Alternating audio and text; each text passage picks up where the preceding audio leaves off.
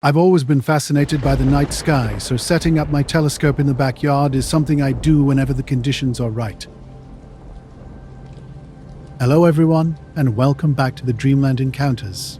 Here on this channel, I share real-life encounters with beings from beyond the skies to help you unwind and drift off to sleep. Before we dive in, I would love to hear from you. Leave a comment and let me know where you're tuning in from. Like and share this video, and give it and subscribe. Now find a comfortable spot, relax, and let's begin. This particular night was around midnight, with stars scattered brightly across a clear sky. I'm no professional astronomer, just someone who enjoys watching and documenting what happens above us. My camera gear sits on a tripod next to the telescope, ready to capture whatever might pass by. Usually that means satellites, planes, or the International Space Station. Nothing too extraordinary. But this night was different. After about 30 minutes of scanning the horizon, a small blinking light caught my attention near the eastern sky. It didn't resemble any aircraft I'd seen before. The light blinked slowly and steadily, almost like a lighthouse, but far too high up to be one. I aimed my telescope and camera, starting to record. The light moved, but incredibly slowly, much slower than typical aerial vehicles. Its blinking remained consistent, with no variation in brightness or color. Unlike standard aircraft lights that flash in specific patterns, this behaved differently. Its movement wasn't linear, but seemed to drift across the starry backdrop. When I later reviewed the footage on my computer, something struck me as odd. The video's timestamp showed that this light took nearly an hour to move just a few degrees across the sky. I repeatedly checked the time code, comparing it with star movements in the background. The stars moved naturally, rotating as expected with Earth's movement. But this blinking light? It was almost stationary, hovering on what seemed like an impossible path. Initially, I suspected a technical glitch with my recording equipment. I'd experienced minor synchronization issues before, but nothing this extreme. To verify, I cross-checked the system time on multiple devices, my laptop, phone, and an old wall clock. Everything aligned perfectly. The video's internal timestamp matched all other devices precisely. Something truly unexplained was happening that night. A blinking light moving so slowly it barely seemed to be moving at all. It wasn't like any aircraft or drone I'd seen before. The light pulsed steadily, almost hypnotically, and drifted across the sky for nearly an hour. Time felt completely normal while I watched. I checked my watch several times, confirming that the light was indeed crawling across the sky at an incredibly slow pace. At one point, I even went inside the house for a few minutes, and when I came back out, the light was in almost the exact same position, still blinking rhythmically. No planes flew nearby, no sirens sounded, and the radio remained silent. My small-town neighborhood was eerily quiet, and nobody else seemed to be outside or paying attention. I felt oddly isolated, the sole witness to this peculiar phenomenon. By the time the light disappeared below the tree line to the west, it had been blinking and drifting for just under an hour. I shut down my equipment and went inside, feeling more confused than scared. The next day, I meticulously reviewed my camera and computer settings. Searching for any explanation, everything appeared normal. No updates, bugs, or errors.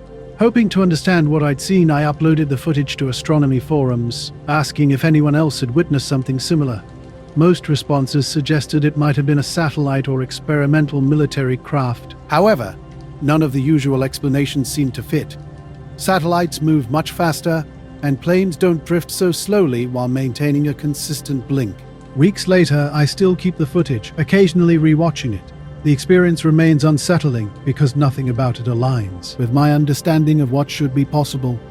The stars move predictably, but this light seemed to operate on its own strange rhythm. I can't explain what I saw.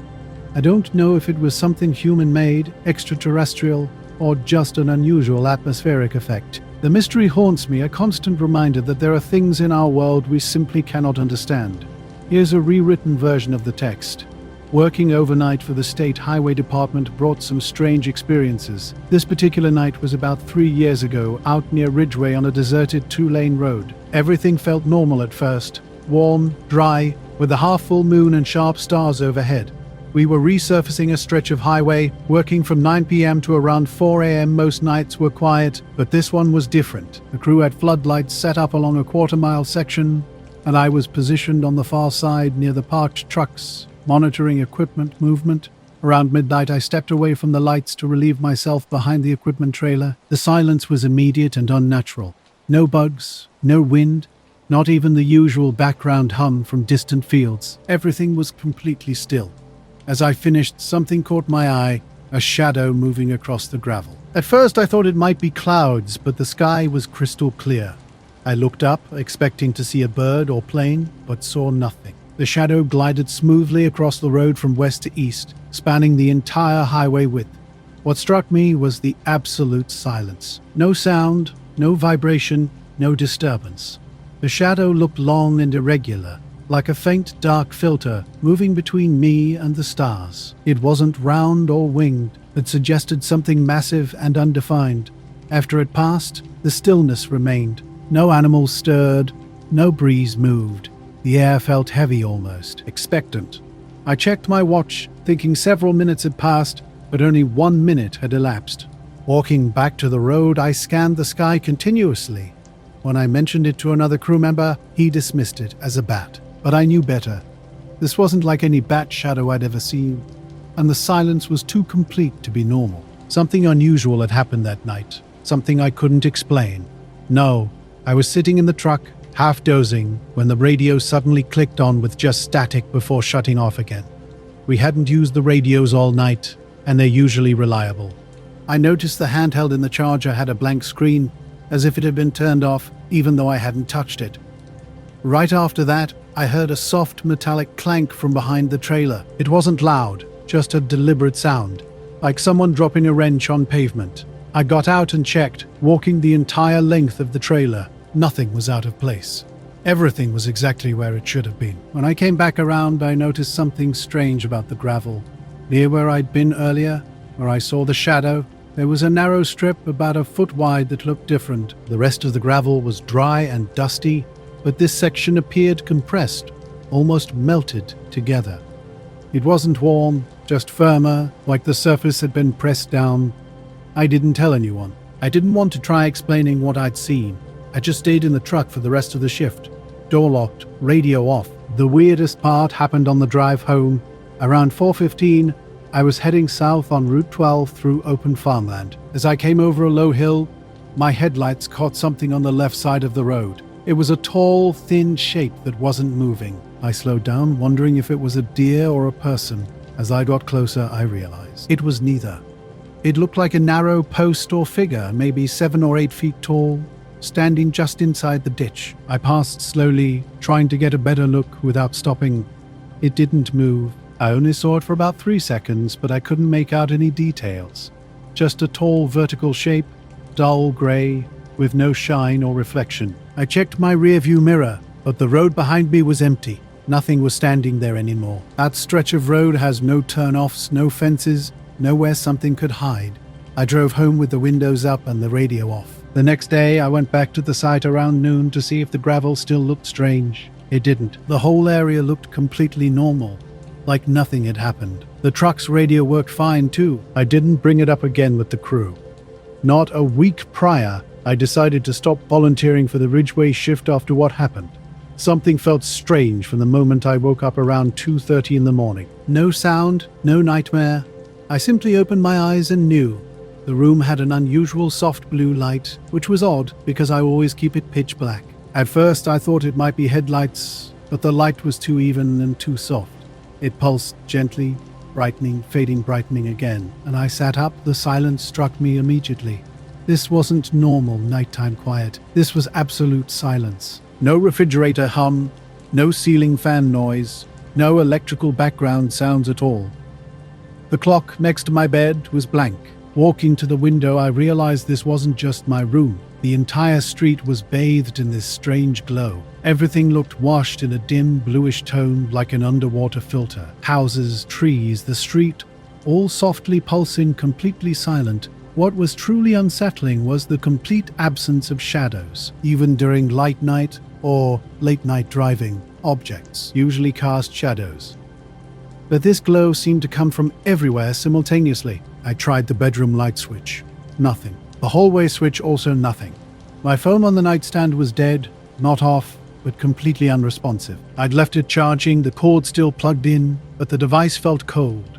I initially assumed it was a power outage, maybe a blown transformer, but that didn't explain the peculiar blue light. No emergency vehicles, no sirens were visible.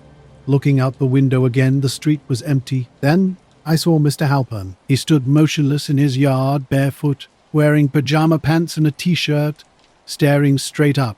Something inexplicably prevented me from calling out to him. Instead, I opened the front door. The air felt heavy, like the atmosphere before a thunderstorm, yet the sky was completely clear. No clouds, no stars, no moon, just that persistent blue glow. I stepped onto the porch and listened. No insects, no wind, not even a distant dog bark. I called hey toward Halpern's yard. He didn't react, didn't even blink, just stood frozen, head tilted back. Toward the street, the air felt thick, almost like walking through water. My breathing seemed louder than usual. A low hum caught my attention, faint but distinct, like a generator muffled through concrete. Slowly turning in a full circle, I tried to locate the sound, but it seemed to come from everywhere at once, just like the surrounding glow. Inside the house, I started checking electrical devices. The TV, kitchen lights, and microwave. Nothing worked. Opening the fridge, I noticed the interior light was off, and the milk carton already felt warm. Something wasn't right. The garage breaker panel seemed my next logical step. When I opened the door, I stopped cold. A blue glow filled the space, hanging like a misty fog that wasn't quite real. Everything looked slightly out of focus. Workbench tools, a rake against the wall, bags of potting soil. An electric haze covered everything. At the breaker panel, I found all switches already flipped to on. Toggling them made no difference. Standing there, I suddenly heard footsteps on the driveway, slow and light, like bare feet on concrete. Peering toward the garage door windows, I saw nothing. They glowed from outside with that same strange light, appearing like frosted glass. The footsteps stopped right outside. I waited, motionless. Seconds passed. Then a soft dragging sound, like fingers brushing wood, broke the silence. I backed out quickly, shutting the door. In the kitchen, keys in hand, I tried the front door again. I'm not sure what I planned. Maybe to drive out, see if this was happening elsewhere. Outside, my car looked strange. The paint seemed to move, with light hitting it in a way that made colors shift like oil on water. Walking around the vehicle, I noticed the windows were fogged from the outside. I unlocked the driver's door and sat down, but pushing the start button produced nothing. Dead, completely dead. And I was watching TV late one Tuesday night, volume low, with my wife already in bed. One of those half-asleep moments where you're mindlessly flipping channels. That's when I first felt it. Not heard, but felt a low, steady vibration. The couch cushions buzzed slightly underneath me. I sat up, muted the TV, and tried to pinpoint the source. It wasn't the fridge or television. The sound seemed to come from beneath everything, deep and low, like a sub-bass in a movie theater, but without the rumble. More of a pressure. When I stood up, the sensation grew stronger, not louder exactly, but more pronounced. My chest felt tight, and the floor had a barely there tremble, similar to a heavy truck passing, except this didn't stop. It continued steadily and smoothly. Walking to the window, I saw nothing unusual at first. The street was empty as always, with lights on in a few houses and most others dark. Then I noticed the street lights looked dimmer, not flickering, just hazy around the edges. Hard to describe.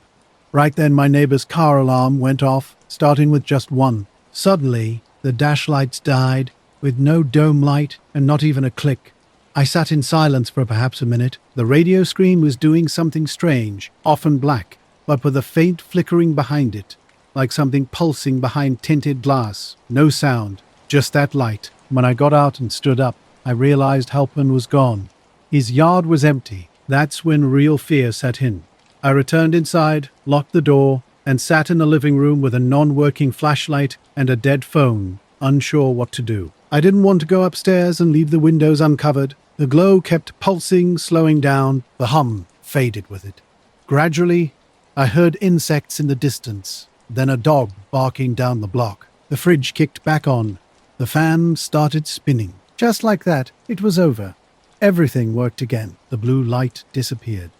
I checked outside. The sky looked normal, stars restored. I never discussed it with Halpern or anyone else. I kept waiting for something to appear on the news, but nothing did. The power company simply mentioned a temporary outage due to a blown line, never mentioning the light. Nor I stood by the windowsill, completely still. Horns, sirens, and flashing lights erupted across the street. It wasn't a gradual thing. Every single car alarm went off simultaneously, as if something had triggered them all at once. Some of these alarms hadn't worked in years, but now they screamed in perfect unison. Even with all the noise, I could feel a vibration running through the floor, window frame, and my legs. It was like a deep hum underneath everything. Lights started flickering on in houses up and down the street. People stepped out onto their porches, looking confused and holding phones. When I opened the door and went outside, I saw Jerry 2 doors down. He was standing barefoot in his driveway, wearing pajama bottoms and a hoodie. He tried shouting something, but the alarms drowned out his voice. I just shrugged. His expression was strange. He pointed at the ground and mouthed under, with a look of disbelief. The car alarms continued. Key fobs weren't working. People kept clicking their remotes, some just staring at their vehicles, as if willing them to stop. I walked to the middle of the street. The vibration felt stronger here, like the asphalt was buzzing. It didn't hurt, but something felt fundamentally wrong, like standing on a massive engine that wouldn't shut off. Then, abruptly, everything stopped. No gradual wind down, no staggered cutoffs, just instant silence. The air felt empty. I realized I couldn't hear anything. No crickets, no wind, absolutely nothing. The motion light on my neighbor's garage flickered on and off, seemingly by itself. Jerry approached me, speaking quietly. "You felt it too, right?" he asked. I nodded. "Like something underneath the street," he confirmed. I agreed, feeling that strange sensation deep in my chest. By then, others had come out. Mrs. had come out. Mrs. Ten, but Alvarez walked her little dog, who stubbornly sat in the grass and refused to move. Something strange was happening, and we all knew it. Around 10 at night in late August, the air was finally cooling off after one of those long, hot days that drag on into the evening. My daughter had gotten really into stars that summer. Along with planets and constellations, we'd started this little habit of laying out in the backyard with a blanket and some cheap binoculars after dinner. She was 9 at the time, and still had that wide-eyed wonder about everything. Something strange happened that night. There was this moment when someone, maybe a neighbor, was standing at the far end of the street, backlit by his porch light. He wasn't doing anything, just standing completely still with his head tilted slightly, like he was listening to something. His posture was weirdly straight, arms rigid at his sides. He stayed like that for a long time before slowly turning and going back inside. People started talking to each other, confused but quiet, as if they weren't sure how loud they should be. One guy thought it might be a gas line issue. Another suggested a power surge. Nobody really believed these explanations. I tried to turn my car on just to check. It worked fine. The house lights were normal too, but something didn't feel right. Around 1:30, people started going back inside. There was this unspoken agreement where everyone seemed to simultaneously run out of explanations and give up. No one said it out loud, but it was like a collective surrender. I stayed up for a while, sitting on the couch with the TV on mute. The dog, who usually sleeps through everything, was restless. She kept pacing between rooms and sniffing the corners. I must have dozed off at some point. When I woke up around 4, everything was quiet, totally normal. The kind of normal that makes you wonder if you dreamed the whole thing. But the next morning I talked to Jerry, and he remembered. Mrs. Alvarez remembered too. So did a couple of others on the street. It wasn't just me. The car alarms never did that again. I asked around and found that some of those cars didn't even have alarms that were supposed to trigger. One guy mentioned his truck hadn't made a sound in 10 years. I checked news sites, Twitter, and the local neighborhood group. Nothing, no reports, no mentions, not even people asking about a small quake or anything. The city never said a word about gas lines, electrical faults, or underground maintenance. I still think about that sound, that feeling. It didn't make sense then, and it doesn't now. I've lived here 12 years. Nothing like this ever happened before, and it hasn't happened again. We were lying on a blanket, me in work clothes and my daughter in her pajamas, under a clear, dark sky with barely any moon. The cicadas buzzed their usual soundtrack, and a car would occasionally pass on a distant street. I had been pointing out Vega and trying to teach her how to trace Lyra when she sat up and interrupted me. Her finger pointed west, and at first I thought she meant a cluster of stars.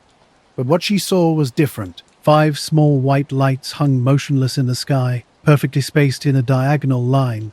They weren't blinking or moving like planes, and they were eerily still. We watched them for about 20 seconds, and I was trying to make sense of what I was seeing.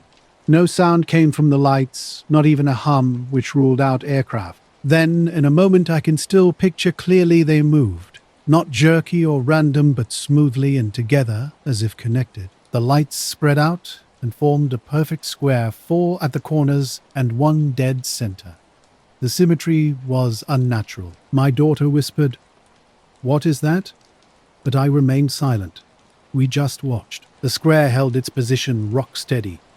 I checked my watch, noting that 2 minutes passed, then 3. The lights didn't drift or flicker, completely different from how drones hover. A strange feeling crept over me. Not fear, exactly, but tension. It felt like something was waiting, watching. More than just observing something far away. I sensed that whatever these lights were, they were aware of us. Suddenly, they broke formation. All 5 lights started in different directions, not fast like jets, but instantaneous. One shot west, another east, one straight up, another diagonally down toward the tree line, and the center light simply blinked out, as if switched off. No trail, no fade, just gone. I sat up fully and scanned the sky. Nothing. The other stars looked completely normal. No movement, no sound. Now, I first noticed the strange lights when I was driving east on I-80 through Nebraska around 2 in the morning. The night was clear and empty, just me, the steady hum of tires on pavement, and an endless flat stretch of highway with almost no traffic. I caught a pair of headlights in my rearview mirror that seemed to appear out of nowhere. At first, nothing seemed unusual. They were at a normal distance behind me, but something felt off. When I checked again 15 minutes later, the lights were exactly the same. Same spot, same distance. That wasn't normal. Typically, another vehicle would either pass you or fall back. I looked closer. These lights weren't moving like normal headlights. They didn't bounce with road variations. Instead, they were perfectly still, like 2 dots painted on glass. They were too low for a semi-truck and too wide apart for a small car. I could only see the lights, not the vehicle itself.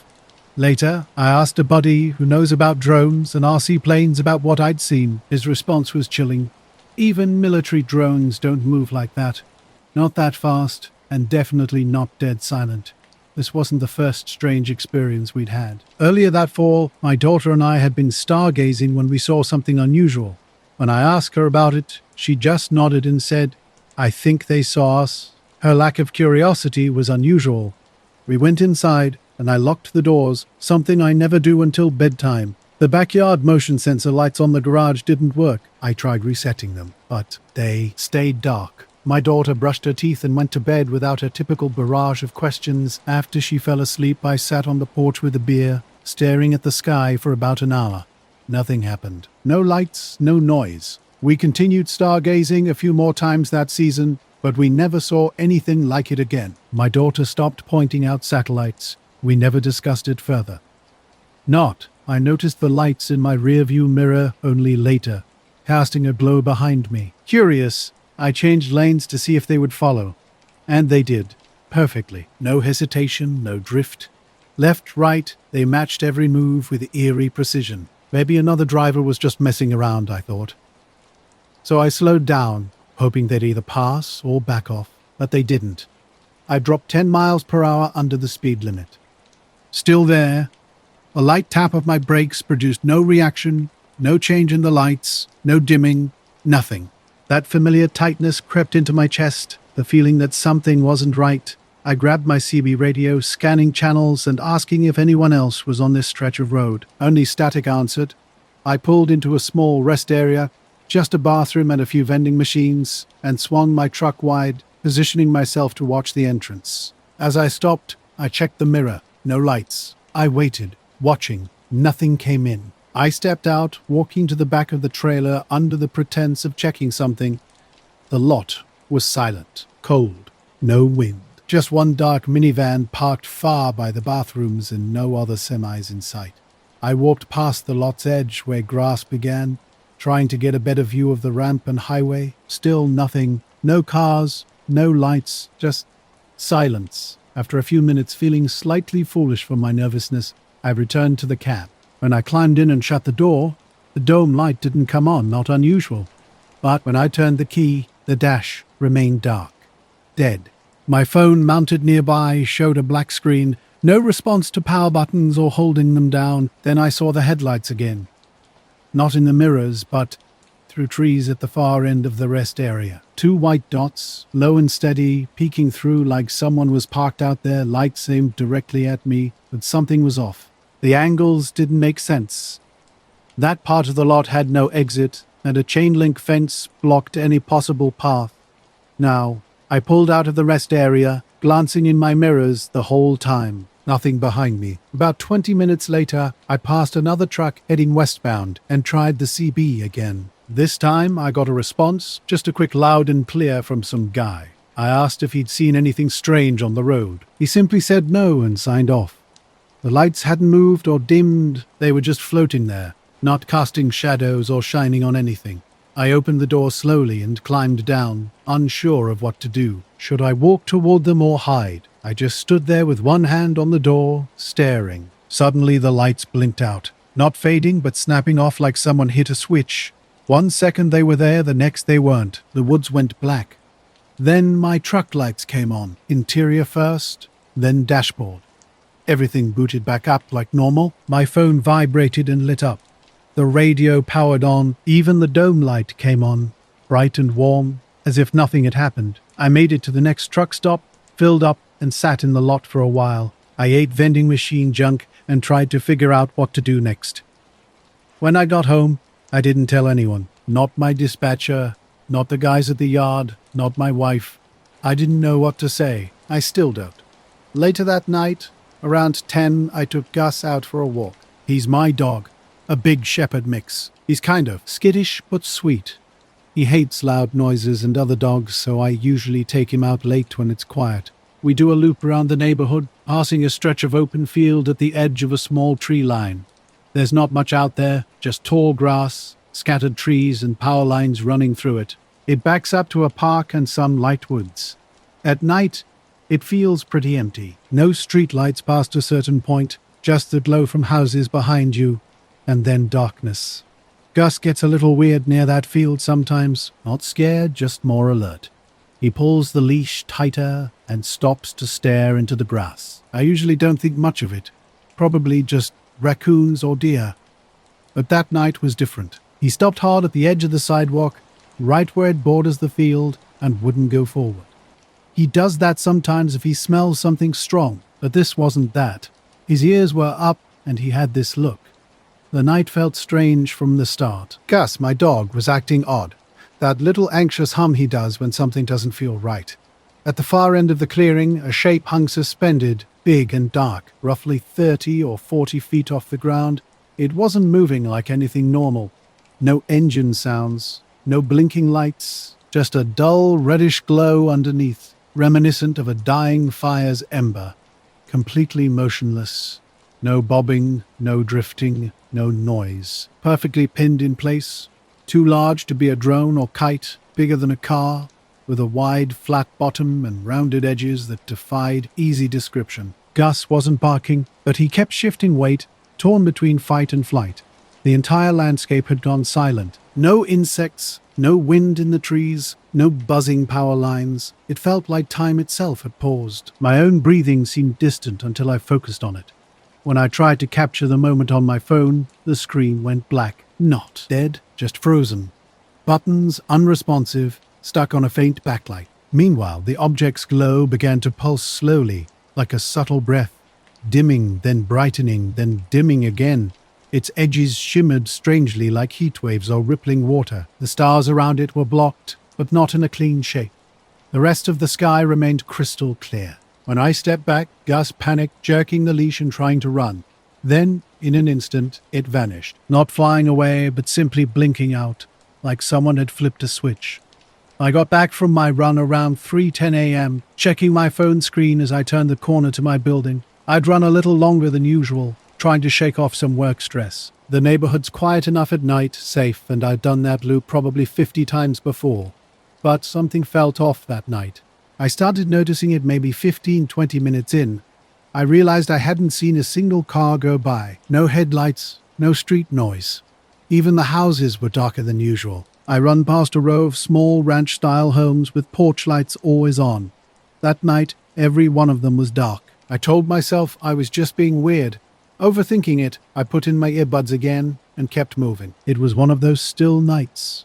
No wind, no bugs, not even the usual buzz from the streetlights. Everything felt kind of flat, like a soundproof room. I got back to my street and immediately noticed the porch light was off. I always leave it on if I know I'll be out after dark. I figured the bulb finally died. No big deal. But then I saw the front door. It was open. Not all the way, but cracked just a couple inches. Enough to see the edge of the hallway wall inside. I live alone. I always lock the door when I leave, even if I'm just walking to the corner store.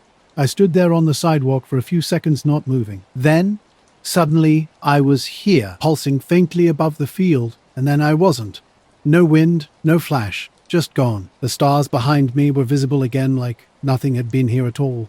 The silence stayed for another few seconds, then everything came rushing back. The crickets, the distant hum from the power lines, the faint rustle of wind in the trees. My phone restarted on its own, screen bright and normal like nothing happened. Gus dragged me half the way home, and I let him. I didn't even try to look back. I don't know what I expected to see, but I didn't want to check. I didn't tell anyone right away, not my husband, not my friends. I checked online the next day to see if anyone else had posted anything, but there was nothing. No weird lights, no reports, not even noise complaints. The weirdest part looking back is how still it all felt. I've seen drones before. I've seen helicopters fly low. There's always sound, always motion, always some sense of gravity. This thing didn't have any of that. It was just wrong, not dramatic or flashy. Just still, too still. I walked up to my place slow, always careful to lock the door. But something felt off. No sounds, no lights inside. I pulled out my earbuds and paused. I know I locked up. I always check twice. Still, I didn't rush in. I leaned close and whispered, "Hello?" Nothing answered. Pushing the door open with my knuckle, I peeked inside. Everything seemed normal at first. Shoes by the mat, jacket hanging on its hook. My heart raced as I stepped in and reached for the light switch, flipped it. Nothing happened. I stood there, trying to let my eyes adjust. Pitch black. I checked my phone. Screen worked fine. Still showed 3:10. Using the phone's flashlight, I swept through every room. No signs of break-in. Nothing disturbed. Bathroom, kitchen, closets, all empty. Then I noticed the clocks. Microwave said 2:36. At first, I thought maybe a power flicker, but the stove showed the same time. In the bedroom, the alarm clock was frozen at 2:36 too. Not blinking, just paused. My phone now read 3:14, about a 40-minute difference. I stared at the screens, trying to make sense of it. Turning the microwave off and on changed nothing. Time seemed stuck. I opened the clock app and set my phone next to the stove. My phone ticked forward. The stove remained frozen. Lights wouldn't turn on. I tried different outlets. My phone stayed at 75% battery with a strong cell signal. Back at the front door, I confirmed it was slightly open, the porch light off.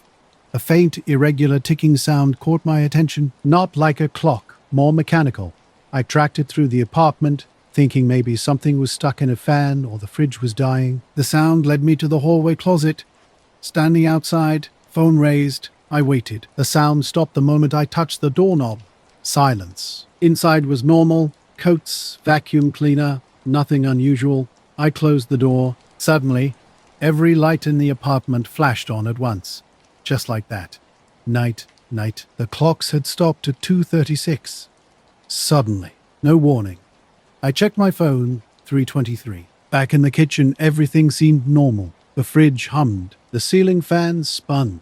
But the clocks remained frozen. I manually set the microwave just to test. It worked fine after that. Same with the oven clock and the bedroom clock. Once reset, they all started keeping time again. Just that weird freeze. Sleep didn't come easily. I kept glancing at the hallway, listening for something I couldn't quite name. The next morning, I investigated. The breaker panel showed nothing unusual. I called the building manager to check if any maintenance had been done. No one had touched anything. Questions swirled in my mind. How did the door open? How could the clocks freeze while everything else remained powered? I'd never experienced anything like this before or since. There was one other detail I almost overlooked. A faint smudge on the inside of the front door, about chest height. It looked like someone had pressed their hand against it, leaving a pale outline. I wiped it away the following day. Later, we were parked at an overlook off Route 14, past the old radio tower with its wooden railing. It wasn't a secret spot, but quiet most nights. We'd been here before, eating, talking, stargazing.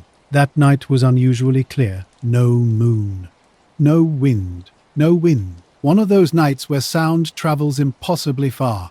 We were eating leftover pizza, talking casually. It was late, close to midnight. The stars seemed brighter than usual. I mentioned this. Leaning back, I was zoning out when something caught my attention. It was subtle. So subtle, I wasn't even sure it had happened. The stars seemed different. A group of 5 or 6 appeared to shift position slightly. No twinkling. No fading. Just a microscopic movement. I kept staring, wondering if it was my eyes playing tricks or maybe a distortion from the car window. But I rolled down the window, and the movement remained. They were driving when something strange caught their eye. Up above, stars moved in an unusual way. Not like a shooting star, but slowly, as if being dragged sideways across the sky. My companion noticed it too and became quiet, then suddenly said something wasn't right. We stepped outside the car, standing next to each other, staring upward. What we saw defied explanation, a section of sky that wasn't really sky at all. It looked like an irregular-shaped area, almost hexagonal, where the stars inside moved together, almost as if painted on a surface that was drifting. The entire thing was massive, big, enough to block nearly a quarter of the visible sky. Silent and slow-moving, it was impossible to judge its height. Was it hundreds of feet up or much higher? We couldn't tell. No lights, no sound, just this strange distortion gliding overhead. "Are we seeing this?" she whispered. "Yeah," was all I could respond. Suddenly, the dog in the back seat started whining, something he never normally does. He'd been asleep but was now pawing at the window with a low growl. We watched the anomaly drift past the tree line, moving without acceleration or noise, eventually blending back into the starry background. We remained outside long after it disappeared, waiting. Nothing more happened. We returned to the car in silence. I remember the heater felt too warm and the radio screen kept glitching, with song information flickering erratically. We drove home slowly, well below the speed limit. It wasn't until we hit the main road and saw normal traffic lights that she asked what I thought we'd seen. I honestly didn't know. The next morning I went online searching for answers. I was out on Lake Ingram early October, middle of the week, completely alone. I fish out here a lot, usually in the evenings, but that night I pushed it later than usual. Figured I'd get in one last cast before the weather turned. The night was incredibly still. Surface of the water looked like black glass. I was in my little John boat just drifting, didn't even bother with the anchor. Turned off my headlamp to let my eyes adjust. So it was just me, the water, and the occasional creak of the boat. You don't realize how loud nothing is until you're out here alone with it. I'd caught 2 small bass earlier. Nothing special. Around 10, I reeled in and just sat for a while. Stars were out, and the shoreline was barely visible. Just a faint line of darker black against the sky. And I noticed a glow under the water. Pale green, soft but bright enough to catch my eye. It started as a little haze, maybe 10 feet off the left side of the boat. At first, I thought it might be someone diving with a flashlight or a submerged buoy. That it was too smooth, too steady.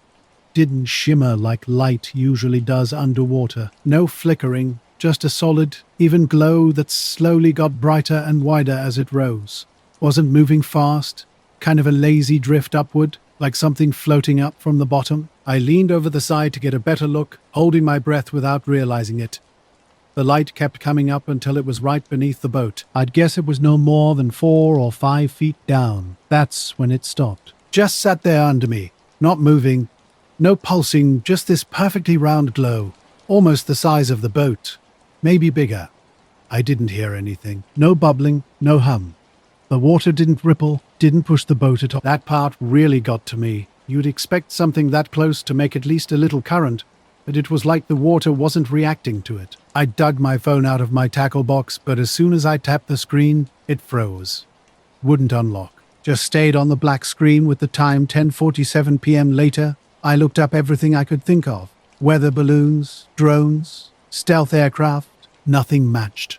No flight paths that night in the area, at least not according to anything I could find. But the thing is, I know what we saw. Not in the sense of understanding it, but in the sense that it was real. It was massive. Wasn't a trick of the eyes or clouds or a dream. It was above us, moving and blocking the stars with something that pretended to be sky. That's all I know. I was out on the boat that day, and nothing seemed right from the start. My electronics weren't working, buttons, swipes, nothing responded. The light was just hanging there, completely still. I couldn't tell how long I'd been sitting there. My watch read 10:47, which struck me as strange because I remembered glancing at it earlier, and it had already shown the same time. Without warning, the light began to fade. It wasn't exactly dimming, but more like sinking slowly, drifting straight down as if it had simply risen up. Its movement was consistent, same speed, same shape, until it reached a certain depth. Then it started to dull, shrinking until it completely disappeared. No splash, no bubbles, no disturbance at all. The water returned to absolute darkness, and the boat hadn't moved an inch. When I finally checked my phone, it was working normally. The time was 11:12, matching my watch. I reeled in what remained of my fishing line, which must have dropped when I first saw the light. I started the motor and headed back to the launch, taking it slow. I didn't want to look at the water. Later, I tried researching underwater lights, dive teams, research equipment, but found nothing. This lake is just full of fish and old trees, with no underwater power lines or any reason for such a light. I haven't returned since, not out of fear exactly, but something about the water felt off. It was so still, like it wanted me to see something, or didn't care if I did. I didn't even check my trail camera right away, which was unusual. I have 5 cameras around my property, some for tracking deer, some just because I like knowing what's out here. Living alone just outside Winchester, Virginia, on a couple of wooded acres, I'm used to wildlife like coyotes and occasional bears. This particular camera was set up on the backside of the woods near an old game trail past a fallen oak. It doesn't get much traffic anymore. It was February, cold, and I wasn't expecting much activity. That night, I was inside watching a movie when the power flickered briefly, just long enough to reset the TV and router. Looking out the kitchen window, I noticed an odd glow through the trees. It wasn't moving or flickering like a fire, just a pale light, as if someone had placed a lantern in the woods. The night was dead still, around 2 a.m., with a fresh inch of snow that had fallen earlier that evening. Walking out to the back deck, I noticed the light was gone. I figured maybe headlights had bounced weirdly off the trees, but nothing else seemed off. It wasn't until Sunday afternoon, while clearing old trail cam footage, that things got strange. The camera by the fallen oak had captured a motion clip time-stamped at 2 or 3 a.m. The night the power flickered. At first it looked like nothing. Just trees, snow, and faint branches swaying. Then something drifted across the frame. I can't describe it any other way. It wasn't an animal or a person. It didn't walk, run, or fly. It just moved through the space. What unnerved me was how it wasn't solid. It gave off a soft white-blue light, almost like a stretched balloon underwater, flickering slightly. The trees lit up as it passed. This wasn't a camera artifact. The shadows moved on the trunks, and the snow glowed beneath it. In less than 2 seconds, it moved from left to right through the frame and vanished into the woods. What struck me was the direction it was moving toward my house. That was the last clip recorded that night. The camera didn't capture anything else until 2 days later, just a squirrel in daylight. I left the footage alone, unsettled more than I expected. A few nights later, something odd happened in the shed. It wasn't exactly a noise, more like a pressure shift, similar to the air changing in a tunnel. It lasted a few seconds. When I stepped outside, the woods were completely silent. No wind, no owls, not even the usual tree creaks. I walked to where the camera had picked up that shape. Everything looked the same logs, same patchy snow. I stood there for a while, then went back inside. Sleep didn't come easily that night. The next evening, I checked the camera again. Another clip had been recorded, same time, just after 2 a.m. Another faint motion alert, but this one was even weirder, if that's possible. Not set up a trail camera and waited. Nothing moved, no animals, no rustling branches. Then something strange happened. A pale light swept across from left to right, just like before. But this time, the source remained hidden. Something seemed to be moving behind the camera, casting light forward without ever entering the frame. Long shadows stretched toward the lens, as if something bright had just passed close by. The camera's motion sensor triggered, which made my stomach churn. Whatever this was had moved behind the camera, closer to the house. The next day I went to investigate. Fresh snow had fallen overnight, but not enough to completely obscure potential tracks. Strangely, no footprints were visible, and nothing else had set off the camera. The battery was full, and the lens was clean. That night, I stayed up late. Coffee in hand, I sat by the back window with lights off, scanning the trees for any sign of movement. Around 2:10 a.m. I heard a faint crackling sound, like twigs snapping under something light, but it lasted only seconds. I stepped onto the deck. No wind, no movement. Just cold air and a faint metallic smell, reminiscent of rain on old wiring. I listened carefully, staying out until my fingers went numb. The following morning, the trail camera was off. I assumed the batteries had died, but when I opened the panel, they were fully charged. The memory card was still inside. I turned it back on, and it worked immediately. Yet no new clips appeared. I replaced the batteries and reset the camera. For the next few nights, nothing happened. Then, 3 days later, a new video emerged, recorded at 2:03 a.m. This clip was different. It had sound, which surprised me because I knew this was an older, cheap model. The audio revealed a low-frequency hum, barely above a whisper. Like someone humming a single note under their breath, the sound grew gradually louder.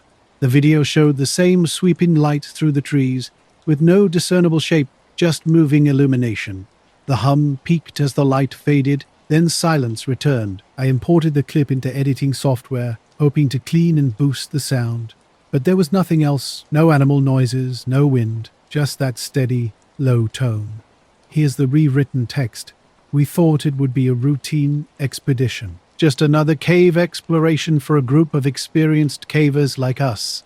The location was deep in the mountains, far from any towns, in a place that felt completely untouched. Our local guide had told us the cave system stretched for miles, with passages ranging from tight corridors to massive chambers. Our first day was completely ordinary. We entered through a wide gap in the rock face, descending into the earth.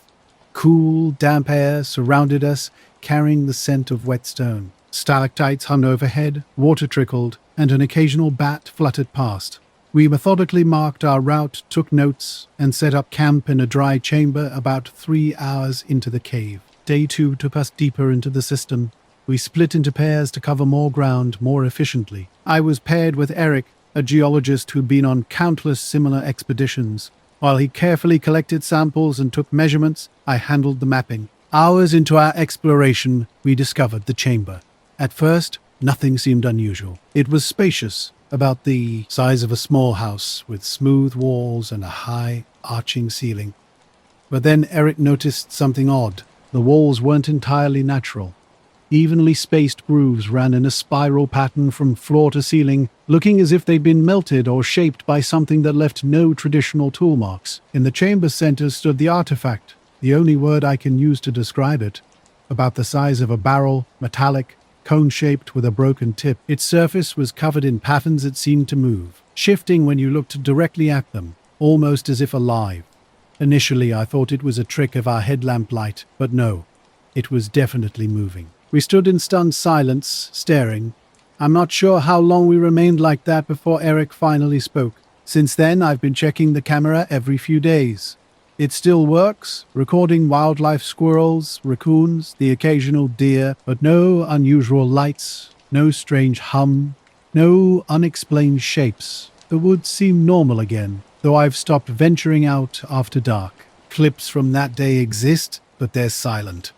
Not even a hint of what we encountered. It's been over a month now, and the snow has long since melted, and the chamber held something unsettling. Eric wasn't deterred. He brushed dust away from the artifact's base, his tools moving carefully across its surface. As he worked, a low hum began to fill the space, not loud, but vibrating deep in my chest. Eric stopped, his hand hovering just above the object. "Do you hear that?" he asked. I nodded silently. The hum intensified, and the air grew heavy, pressing down around us. Suddenly, the artifact activated. The hum transformed into a deep, resonant sound that shook the walls. Bright, sharp light pulsed from intricate patterns, unlike anything I'd seen before. Eric dropped his tools, and we scrambled to the chamber's edge. The sound became unbearable. It wasn't just noise, it was pure energy. I felt it vibrating through my bones, making coherent thought impossible. The chamber wall seemed to focus the sound into a single point above the artifact. Then, in a blinding flash, everything stopped. Silence filled the chamber. A moment passed. Then a distant rumble echoed from above. The ground trembled. Rock and dust rained from the ceiling. Eric grabbed my arm and we ran, navigating tunnels until we found the others. Our team was pale and shaken. They'd heard the sound too, even from distant parts of the cave system. No one understood what had happened. We decided to leave immediately, unanimously agreeing the artifact was too strange and dangerous. Our hike to the surface was tense. Every shadow made my heart race. When we finally emerged into daylight, relief washed over me until I looked at the sky. Something was moving just beyond the atmosphere. It looked like a faint, purposeful ripple, similar to heat waves rising from pavement. It shifted and pulsed, then burst with light and vanished. We didn't speak much after that. I've been hiking alone for years. It's my thing, really. Nothing beats the quiet of the woods and the solitude of a long trek far from the noise of city life. I'd taken this trip to the park many times before, always looking forward to a long, peaceful walk along the river trail. But that day felt different. The weather had been odd that morning, with a strange stillness hanging in the air. I didn't think much of it at first. As I walked deeper into my hike, just past the old trail markers, the feeling started to settle in. It wasn't just the air. The whole place seemed unusual. The trees were quieter than normal. Even the river seemed to be running slower, almost as if the forest itself was holding its breath. After walking for a few hours, I reached a part of the trail I hadn't seen before. The path veered down to a small, secluded riverbank where the trees crowded in closer, making everything feel more enclosed. The water was remarkably clear, the kind of clarity you rarely see. It was a spot I would have typically passed without a second glance, but something drew me closer. I'd barely taken a few steps toward the river when I noticed something strange. There was a figure sitting at the water's edge just ahead of me. At first I thought it was another hiker who had taken the same trail, but as I got closer, I realized how wrong I was. This was not a human. The figure sat motionless, almost as if waiting for something, just watching the river. Initially it was like a silhouette blurred by trees and shadows, but as I approached, everything about it became clearer. It wasn't like anything I had ever seen. Tall, but not in an unnatural way, its posture was rigid yet calm. Sitting cross-legged by the riverbank, it stared at the water in front of it. Eric and I tried to explain what we'd seen, but the others didn't want to hear it. By the time we reached civilization, it felt like we'd stepped back into a different world. The caves, the artifact, the light in the sky, it all seemed so far away. I don't know what the artifact was or why it reacted the way it did. But sometimes late at night I think about the sound it made, the way it seemed to call out, and I wonder if something somewhere heard it. Night, something about this made the hairs on my neck stand up. The figure wasn't covered in any recognizable fabric or material. Instead, it shimmered as if light was bending around its body, almost becoming part of the landscape itself. Frozen in place, I couldn't move.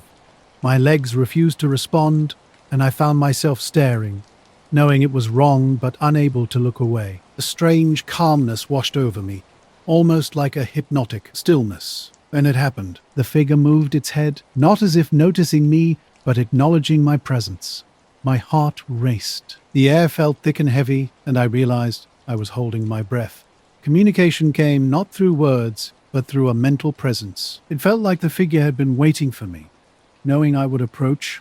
The thoughts weren't human, yet somehow familiar, like sensing someone staring at you without seeing them. The message was simple and direct. Something is coming, but this wasn't a warning in the traditional sense. No fear, no panic, just a statement of fact, as casual as mentioning rain. The figure's gaze returned to the river, leaving me uncertain how to react. Before I could process what had happened, the ground trembled slightly. The air grew colder, heavier. It felt like the world itself was holding its breath. Then, the figure's presence faded, leaving behind a strange pull in my chest. I understood without words. Something was coming, and I had been chosen to receive this knowledge. Not I was working the night shift at this remote communications outpost out in the middle of nowhere, way up in the mountains where there's barely any light pollution. My job was mostly maintenance, checking signal equipment, and just keeping an eye on the place overnight. Usually it was pretty boring, but sometimes the isolation gets to you. That night I stepped outside around midnight to take a break. The forest was calm, the air lighter. It was like nothing had ever happened. But I knew something was wrong. I don't know how I knew, but I knew. I felt like I was being gently tugged, like the earth itself was trying to get my attention. The figure was still here, but I knew it was time to leave. Something was coming. I turned and walked away from the riverbank, but I didn't want to take my eyes off the creature. I couldn't explain it, but I knew it wasn't a being from this world. It wasn't human. It wasn't like anything I'd ever read about, not in science fiction or in the folklore I had learned over the years. But I also knew that it wasn't dangerous. It didn't want to hurt me. It had only wanted to share its warning, and now that it had, it was done. As I walked back down the trail, my mind was racing. What had it meant? What was coming? I didn't know, but there was a quiet certainty that I couldn't shake. There was no urgency in its words, no panic, but the message was unmistakable. Something was coming. When I finally made it back to the main trail, I looked over my shoulder, half expecting to see the figure still sitting there, but it was gone. I don't know if anyone else would have believed me if I told them about it. I don't know if anyone would have understood, but that night I couldn't sleep. The message kept echoing in my mind. The next day, I found out the local news reported it. A landslide in the nearby mountains, a massive one. The damage was extensive. No one was hurt, thank God, but the destruction was worse than anything anyone had anticipated. I don't know if the creature was warning me about the landslide or if it was something else entirely. I'm not sure what it meant when it said something is coming, but I don't think it was just about the landslide. It didn't feel like just an ordinary disaster. I haven't been back to that trail since. I don't think I'll go back. Maybe I was meant to see that creature. Maybe I wasn't, but I'll never forget the look in its eyes or the message it gave me. Something was coming, and whatever it was, I wasn't ready for it. No, I was standing outside with my coffee, taking a break, when the night sky caught my attention. Stars filled the clear expanse above me, but something felt off. At first, I thought my tired eyes were playing tricks on me. The stars weren't stationary. They began to move, slowly rotating around an invisible point in a way that was weirdly mesmerizing. As I stared, trying to make sense of what I was seeing, I realized the movement wasn't coming from the stars themselves. An enormous dark shape was gliding silently across the sky, blocking out the starry backdrop. No lights, no sound, just this massive, deliberate presence moving overhead. I stood frozen, unable to call out as the wind picked up around me. The outpost was miles from any other location, and I was completely alone. As the shape passed, the stars behind it simply vanished, leaving an empty blackness. The air felt heavier, pressing down on me. My breath became visible, and my hands started to shake.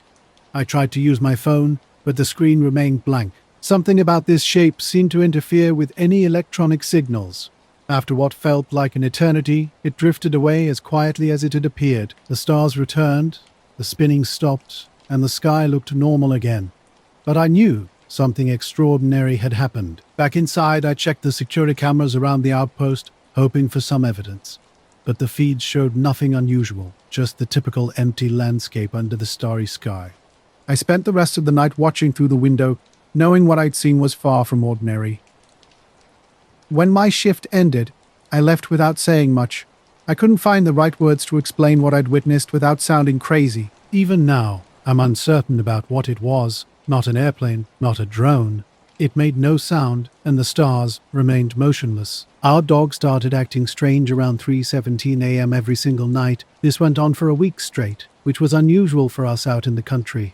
Dogs typically only bark when something like a raccoon rustles through the bushes, but this barking felt different, sharp and urgent, almost like a warning. The younger dog, Max, was always the one barking.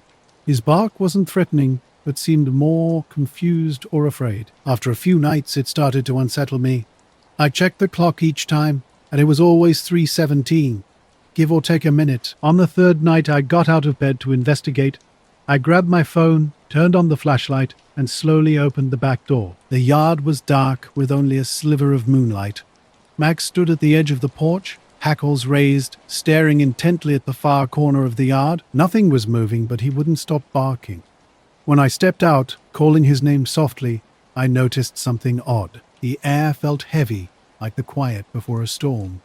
All the usual night sounds, crickets, rustling leaves, distant frogs, had vanished. It was dead silent except for Max's barking.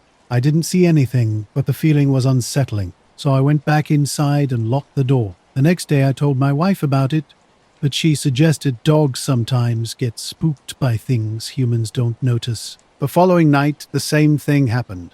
Max barked at exactly 3:17. This time we decided to check our security cameras, installed after recent neighborhood break-ins. We wanted to see if someone was lurking around or if a wild animal was nearby. As we rewound the footage, the yard was clearly visible, with the porch light casting long shadows over the grass.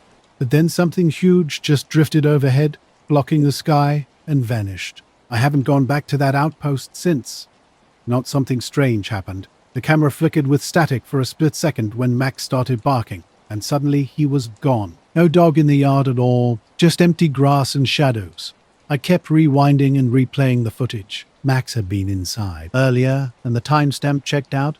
We heard him barking, but the camera showed no sign of him stepping outside. The footage right before and after the glitch showed an empty yard. This brief static interruption, lasting less than 2 seconds, completely erased Max from the video. I checked other cameras around the house, but none caught anything unusual, just a weird static glitch on the backyard camera. When I showed the footage to a tech-savvy friend, he suggested it could be a minor camera malfunction and nothing to worry about. But it wasn't just the glitch. Over the next few nights, Max's barking changed. Sometimes he'd stop suddenly frozen, like he saw something at the yard's edge that quickly disappeared. Other times, he'd stare straight into the darkness without moving his head, body tense, tail stiff. One night, I watched the security feed live on my phone. At exactly 3:17, Max started barking again. I looked out the window. The yard was still dark and empty.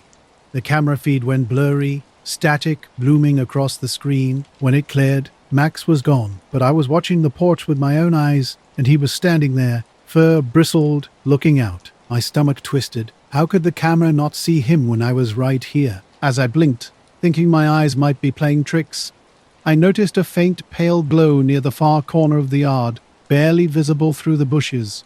It was dim, like a cell phone screen's light, but without any shape or source. The light pulsed slowly, almost like it was breathing.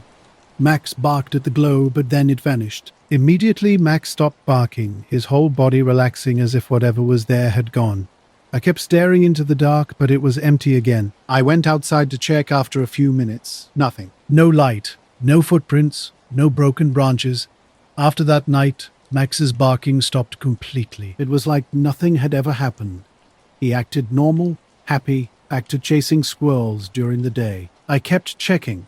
No, I was hiking alone in the Blue Ridge Mountains one weekend in late September, seeking escape from city noise with just a backpack, some water, and my camera. It was a remote valley trail I'd never explored before, one of those spots where the path is barely marked and human encounters are rare. I started early, around 7 a.m. with cool but clear weather. The forest was quiet except for birds and wind rustling through leaves. After a few hours, I descended into a small valley surrounded by steep hillsides covered in thick underbrush and scattered pines. Sunlight filtered down in patches, and the air smelled of damp earth and pine needles. It felt untouched, While hiking along a hillside's edge, something caught my eye near a cluster of ferns. At first, I thought it was old trash or discarded gear, but as I got closer, it looked completely unusual.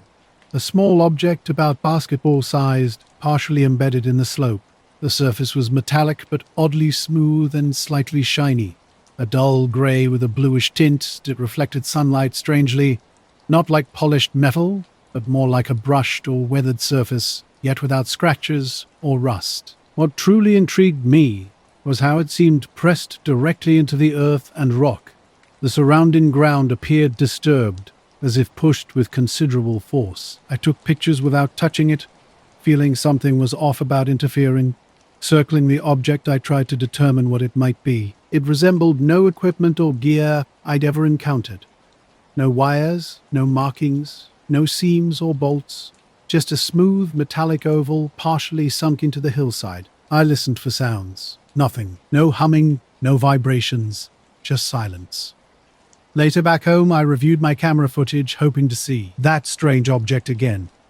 The footage was ordinary. No static, no missing details, just normal nights. I still don't know what was in that yard. Something I couldn't see or capture on camera. Something that made my dog bark but vanished when we tried to prove its existence. That's the part that haunts me. How can something feel so present and then disappear, like it was never here? The forest stood unusually still, as if all movement had paused. Something felt off. I kept scanning the area, but everything appeared normal, just eerily quiet. For around 20 minutes, I remained in place, taking photographs and watching carefully. As the sunlight shifted behind passing clouds, the object's surface darkened with the shade, but maintained its original form and position. Questions kept running through my mind. How long had I been here? The object didn't look aged, yet I couldn't understand why someone would leave such a thing in this remote location. The next day, I brought my friend Matt to verify what I'd seen. We hiked to the spot in the afternoon, expecting to find the metal object exactly where I remembered. Instead, we discovered an empty hillside. The ground where the object had been was completely smooth, with no signs of disturbance or any indication something had been there. We searched extensively, looking for tracks, footprints, or any evidence that might explain its disappearance. Nothing turned up. The dirt appeared undisturbed, as if untouched for a long time. Matt suggested I might have misremembered the location or imagined the entire thing, but I showed him the clear photographs from the previous day, which confirmed the object's existence, half buried in the hillside, exactly as I recall. Yet now, it was as if it had never existed. I even checked my GPS coordinates, which matched precisely where we stood. Despite this, the metal shape was completely gone. We spent the next hour exploring the surrounding area, hoping to find any clue about its potential removal. No luck. The forest remained quiet, similar to the previous day. However, this time, I noticed a faint, distant droning sound. It was low and steady, barely perceptible, but definitely present. This wasn't wind or traffic noise, just a soft, mechanical hum originating from somewhere uphill. Matt claimed he couldn't hear it, leaving me uncertain whether I was imagining things. That night, sleep eluded me. I kept pondering the object's mysterious vanishing. It didn't feel like a simple removal by a person, and no signs of tampering were evident. Instead, it seemed as though the object had never existed, or perhaps wasn't meant to be discovered at all. In the following days, I returned to the valley multiple times, driven by an inexplicable need to understand what had happened. Now, I've been out to that lake many times before, and it's always been a peaceful spot. Clear water, fresh air, a kind of place where you can just forget about everything. But this particular weekend was different. We went for a typical getaway. Just a few friends looking to relax and unwind. Saturday afternoon changed everything. We were lounging by the shore, soaking up the sun and chatting, when I first noticed something odd. At first I thought it was just an unusual light reflection, but quickly realized this was something else entirely. The water had taken on this pale blue glow, not bright or flashy, but definitely noticeable. My friends saw it too. Jenna stood up and asked, "Is that normal?" None of us had ever seen anything like it before. We initially dismissed it as some kind of optical illusion, maybe algae or minerals reacting strangely with sunlight. After all, we knew this lake, and it had never done anything like this before. Despite our uncertainty, we decided to go swimming. The glow was weirdly mesmerizing, and it didn't seem dangerous. When I stepped into the water, something felt different. The atmosphere seemed thicker, like the world was pressing in more closely than usual. Strangely, I also felt completely calm. Even now, years later, I can't shake the memory. Sometimes when I'm hiking or just sitting at home, I feel like there's something out there, something watching or waiting that doesn't belong. I'm not someone who typically believes in weird stuff. I'm practical. But that experience didn't fit with anything normal. I caught maybe a glimpse or trace of something, but I can't explain exactly what. The way it disappeared so quickly, that's what really gets me. I know what I experienced, even if I can't rationalize it. Something was there, something that didn't make sense, and then it was gone. It was a heat that seemed to radiate from within the lake itself. Swimming felt different, weightless and effortless. Normally, you'd feel the resistance of water, but here it was as if the lake was holding you up without trying. Everyone seemed to experience the same strange sensation. We floated almost motionless, hardly moving. The deeper we went, the more intense the feeling became. Every muscle in my body felt completely relaxed, yet my mind remained strangely clear, like being both awake and asleep simultaneously. I looked over at Jenna floating beside me. Her eyes were wide, staring blankly at the water's surface. "Are you okay?" I called. No response. When I shook her shoulder, she blinked slowly, turning to me with a vacant expression. She simply nodded, seeming disconnected from what was happening. Around me, everyone was the same. We weren't swimming or playing like normal. Instead, we drifted entranced, suspended in an almost hypnotic state. Peaceful yet unsettling. Something told me this wasn't right. Then I noticed something else. The glow wasn't just on the surface anymore. It was coming from beneath the lake. Deeper parts were growing brighter, and large shapes were moving under the water. A low, vibrating sound hummed through the water, felt deep in my chest. Not loud, but definitely present. It was as if the lake itself was alive, breathing. "Do you guys—" No one answered. I tried swimming closer to shore, wanting distance from whatever was happening, but the water seemed to pull me back, each stroke feeling increasingly difficult. The water seemed alive, pulling me deeper with each stroke. Something massive and round caught my eye about 10 feet beneath the surface. What I first thought was a stone revealed itself as something entirely different, a smooth, dark object with faint, swirling patterns that pulsed with a soft glow. More than seeing it, I could feel its presence. It wasn't communicating through light or sound, but through the water itself. The sensation ran through my bones, a strange attempt at communication that suddenly shattered my calm, replacing it with pure dread. I needed to escape. I called to my friends, but they remained motionless, staring blankly at the lake's surface. Swimming back to them felt impossible. Each movement was like pushing through thick air. My limbs grew heavy, but I fought against the lake's impossible pull. When I finally reached the shore, I turned and saw Jenna sinking, not floating anymore, but slowly descending, as if the water was deliberately pulling her under. I screamed her name, but she didn't respond. I couldn't let her drown. Racing back into the water, I ignored the strange weight in my chest. Grabbing her arm, I pulled with everything I had, but it was like trying to extract her from quicksand. The water gripped her tightly, resisting my efforts. Mike and Ethan finally snapped out of their trance and helped me. Together, we yanked Jenna from the water's grasp. The moment she was on shore, everything changed. The lake's glow dimmed, the strange humming faded, and an eerie calm returned.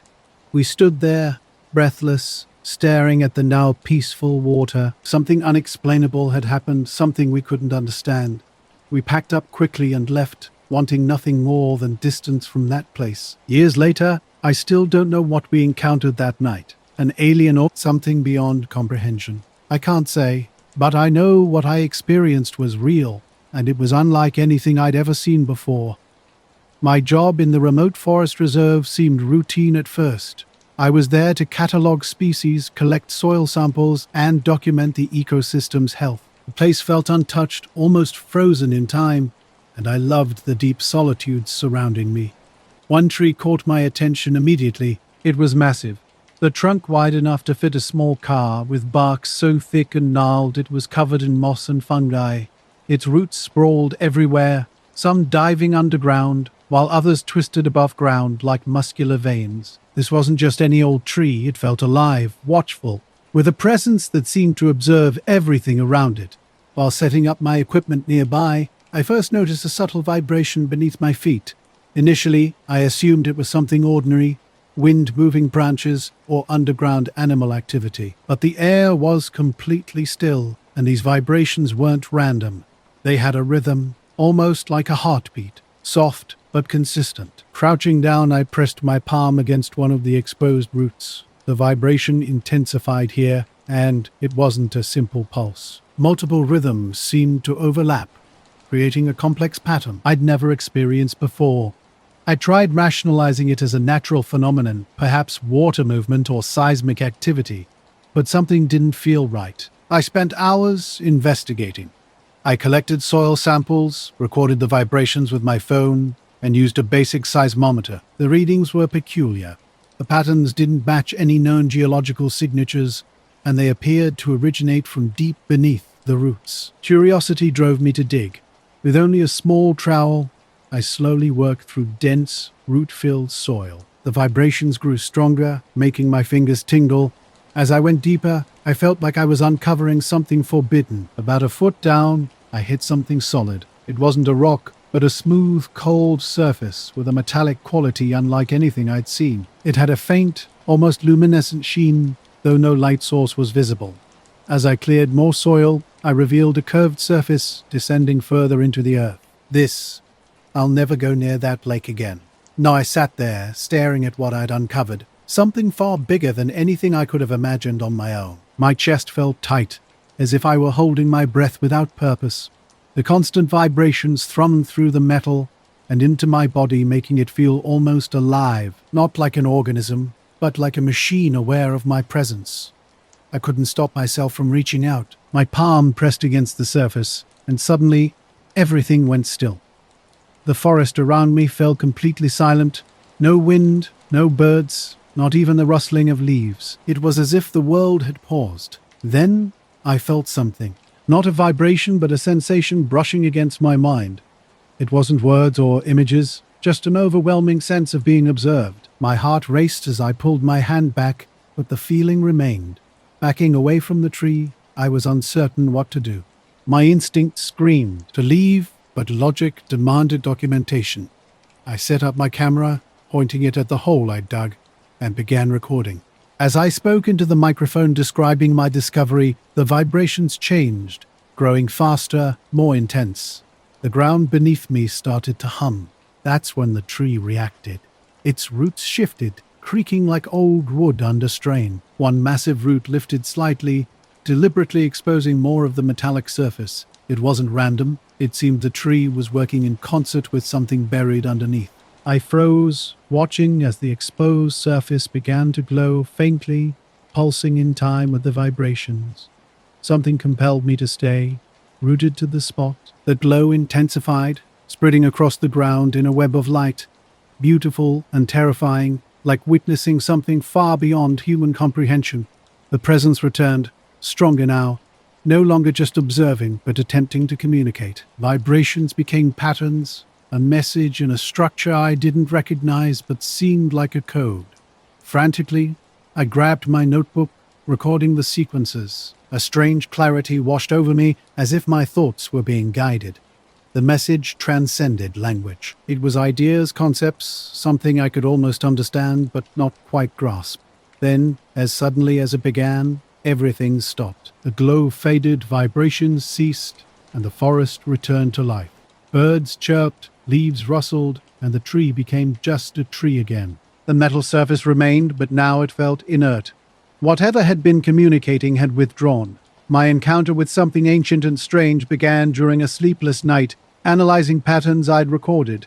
These markings didn't resemble any known language yet. They felt purposeful, almost intelligent. The tree I'd discovered seemed more than just a plant. It was connected to something buried beneath, part of a larger system. Something old, really old. Maybe older than the forest itself, maybe even older than humanity. When morning came, I packed my gear and left without telling anyone. I knew they wouldn't believe me, but more importantly, I didn't want anyone else disturbing what I'd found. Something was watching, something that wasn't meant for us to understand. A few weeks later, I was exploring an abandoned warehouse on the outskirts of town. It wasn't urban exploration, just a tip from a friend about something weird inside. The day was grey and lifeless, casting a dull light over everything. I parked a few blocks away and approached carefully, checking for cameras or potential witnesses. The front door was locked solid, but a broken side window offered an entry point. Squeezing through the jagged glass, I entered a space thick with dust and a burnt smell. Silence hung everywhere, interrupted only by occasional water drips.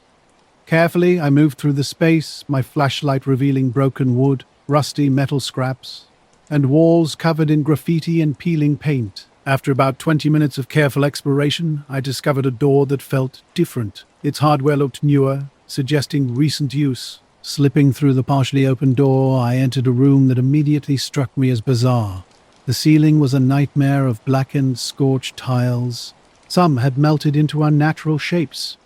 Metal fixtures and ductwork were bent and warped as if exposed to incredible heat. A sharp, unnatural smell of burnt plastic hung in the air. Strangely, while the ceiling told a story of intense fire, the walls and floor showed no evidence of damage. No soot, no smoke stains, no burned debris. It was as if the fire existed only above, suspended in the ceiling space.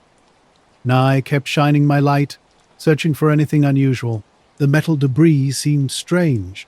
Bits that looked like electrical equipment parts, but totally mangled and melted into unrecognizable shapes. No wires or cables were visible. Something caught my attention immediately. The room's temperature. My phone's temperature app showed a stark difference. Outside it was around 54 dF, but inside this specific room it was about 70 dF. There was no draft or obvious explanation for the heat. An unsettling silence filled the space, as if all surrounding warehouse noise had been completely removed. I looked up at the ceiling. The tiles were warped and bubbling in places, yet none had fallen. Only damaged panels remained. Near the corner, faint marks drew my eye. Bending down, I saw weird, clean, circular, scorch-like impressions embedded in the concrete. These perfect dark patterns looked like something extremely hot had been sitting there, but no ash or residue surrounded them. I started taking pictures, but something was wrong. The flash didn't work correctly. Every photo came out blurry or overexposed, as if the camera couldn't focus properly. Strange light streaks appeared in places my flashlight hadn't touched. A low, intermittent humming sound emerged, like an electrical buzz, but more of a vibration under my skin. It wasn't constant, just coming and going. I paused, listening, but nothing else happened. When I went outside and looked back, the warehouse appeared completely normal. No external signs of anything unusual, no smoke, no scorch marks. The air was cold again, temperature back to normal. Driving home, I kept thinking about that room. Something intense had clearly happened, yet no evidence existed anywhere else. It was like the event had been contained or erased. I still don't know what caused those scorch marks, why the room was warm, or what that humming was, and I can't shake the feeling that someone else might have been there recently. Here's the rewritten text. My last trip on that train line ended abruptly. The route between Laville and Aldridge cuts through a wooded area where something strange happened. I was seated in the second car, scrolling on my phone with earbuds in, when the train's lights began to flicker and we gradually slowed down. What started as what seemed like a routine delay quickly became something else. At first, everyone remained calm. A few minutes passed, and the lights dimmed to an eerie level where you could just make out everyone's faces. A man in a suit near the front asked if anyone else had lost phone service. When I checked my own device, he was right. No bars, no data. The silence grew heavier. One passenger tried to find a conductor, but returned reporting that the doors wouldn't open. People grew restless, but not panicked. We all expected movement to resume momentarily, and then the fog rolled in. It started normally enough, patchy and low to the ground, but within minutes it thickened dramatically. Visibility dropped to almost nothing. Passengers attempted to photograph the strange scene, but their images came out blank or washed out. For a few seconds, the lights cut out completely. When they returned, an unnatural quiet surrounded us. No birds, no sounds, just absolute stillness. The fog seemed to muffle everything. That's when a woman across from me noticed something first. She tapped gently on the window and whispered, "You see them?" At first I saw nothing. Then my eyes adjusted to reveal tall, thin shapes spread out in the fog. I don't understand what happened that day, and I don't want to know more. That was the last time I'll travel that route. Note 7 figures stood barely visible, like silhouettes, but off somehow. They weren't trees, there were no trees that close to the tracks. They just stood too still and too tall, at least 8 feet high, maybe more. Long arms hanging straight down, a gasp from a few rows back, started the whispers. The reaction rippled through the train car. People pointed quietly, asking each other if they were seeing the same thing. Someone near the back pulled out a phone and started filming, the red record light blinking as he zoomed in and muttered, "What the hell is that?" The figures remained motionless, lined up facing the train. No movement, not even a twitch. One child, a few seats up, began crying softly. Her mother tried reassuring her they were just construction workers in the fog, but no one believed that. There were no lights, no vests, no equipment, and the fog was too thick. These shapes couldn't be faked. After a few minutes, the figure closest to them shifted. It didn't exactly step forward, but got closer. One moment 20 feet away, the next just 10 feet distant. Still not moving, just nearer. That's when passengers truly panicked. A couple of people rushed to the front door, banging and shouting for the conductor. The intercom wasn't working. No announcements, no explanations. They were locked in, completely stuck. A woman tried opening the emergency exit but found it jammed. Another passenger attempted to pull down a window, but it wouldn't budge. Everything seemed unresponsive, as if the entire train had shut down. The figure that had moved was now gone. The others remained, still watching. Someone whispered, "Where'd it go?" Silence answered. Then the lights flickered, came back brighter, and the train lurched forward as if nothing had happened. They rolled slowly at first, then picked up speed. The fog thinned almost immediately. Within 2 minutes, they were pulling into Aldridge Station, everything appearing completely normal. Passengers poured onto the platform, talking, some quietly, some loudly and nervously. The conductor was already out of his booth, walking up and down as if he had no idea what had just occurred. Now I was out for my usual early morning jog, the kind where the sun's not quite up yet, but the sky is starting to lighten. Late summer with that damp, cool feel just before dawn. I like running when the world is still quiet, nothing around except the road, some trees, and the occasional field. This morning, I was on a stretch where the road runs along a big cornfield. I'd passed it dozens of times, but something felt different that day. I was maybe a quarter mile in when I noticed it, a silver sphere hovering just a few feet above the corn stalks. Not moving, not making a sound. It wasn't high up like a balloon or drone, but low enough that if I'd walked into the field, I could have touched it. At first, I thought it might be a weather balloon or an experimental drone, but it wasn't moving. Later, on a train, he kept saying there had been a systems glitch, that we'd lost power briefly, but everything was okay. Someone asked about the fog and the shapes. The conductor looked at him like he was nuts. He said he hadn't seen anything. A few of us stayed behind and asked if we could talk to someone official. Eventually, a transit cop came by and said they'd review the cameras and log the event, but there was no danger, no injuries, so we should go on our way. The next day, someone who'd been on the train posted screenshots from the CCTV feed. They'd gotten them through a friend who worked in the control room.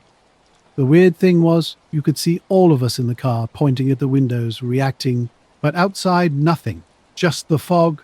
No figures, no shapes, not even shadows. There were 4 different angles, and in every one, it looked like we were losing our minds over empty air. The guy who filmed with his phone posted his video too. Same thing. He was aiming right at them, talking about what he saw, but the footage was just blank white fog. I don't take that lightly anymore. If I have to go that way, I'd drive. It just seems easier, safer somehow. I asked around. Tried to find the woman who first pointed them out, or the guy in the suit who lost service. Nobody seemed to know who they were. I'm not even sure they got off at Aldridge with the rest of us.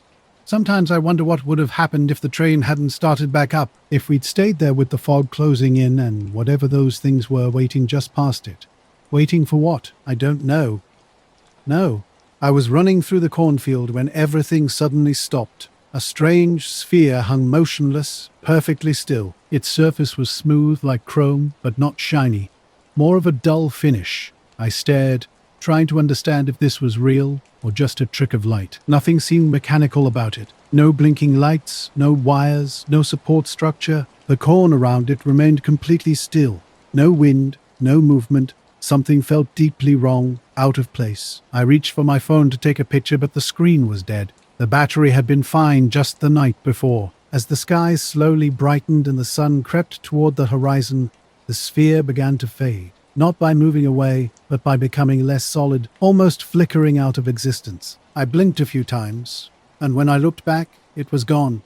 I wasn't sure how long I'd been standing there, surrounded by heavy silence. No humming, no buzzing like you'd expect from a machine. Just the quiet of early morning. Maybe a distant bird call breaking the stillness. I kept running, trying to shake off the weird feeling, but it lingered. Back home, I told my wife what I'd seen. She gave me that look, the one that said she thought I was making it up or half dreaming. I couldn't blame her. It did sound crazy. My phone's battery was normal again, with no explanation for earlier. I searched online for any news about strange events, but found nothing. The memory haunted me all day. That strange quiet, the way it simply hung there and then vanished. In the afternoon, I returned to the spot. At first, the cornfield looked normal, green stalks standing straight. But near the edge, right where the sphere had been, I found something unusual. A perfect rectangular patch, completely flattened. It looked like a giant stamp had pressed down with precision. The cornstalks weren't broken or snapped, just lying flat, all pointing in the same direction. Walking around the area, I felt the ground. It was dry, with no footprints or tire tracks. The soil remained undisturbed beyond the flattened corn. No scorch marks, no signs of fire, nothing else out of the ordinary. Just that perfect, inexplicable rectangle in the middle of the field. No, here's the rewritten version. Deep in the woods, we had picked a camping spot known for clear skies, perfect for stargazing. 4 of us were there. Me, my brother Ethan, Mike, and Jenna. We weren't astronomy experts, just friends wanting to escape the city for a bit. Our first night was calm and peaceful. We set up camp, built a fire, and talked late into the evening. The sky was breathtaking, more stars than I'd ever seen before. A few shooting stars streaked overhead, and everything felt right. Something changed on the second night. The shift was gradual, but the air grew unexpectedly cold. Despite the forecast promising warmth, the woods fell silent. No wind, no insects, no rustling leaves. It was as if the entire forest was holding its breath. Mike first noticed something strange about the sky. At first I thought he was imagining things, but then we all saw it. The stars weren't where they had been before. They were moving, shifting like ripples in a pond after a stone. Drops. Ethan tried explaining it as an atmospheric phenomenon, but it didn't feel natural. The stars weren't just distorting, they were bending and twisting, almost like someone was stirring them. Weeks later, I found a bizarre rectangular patch in a cornfield. I photographed it, no weird light streaks or glitches, just flattened corn. An older neighbor who'd lived in the area forever hadn't noticed anything unusual. That night I felt watched.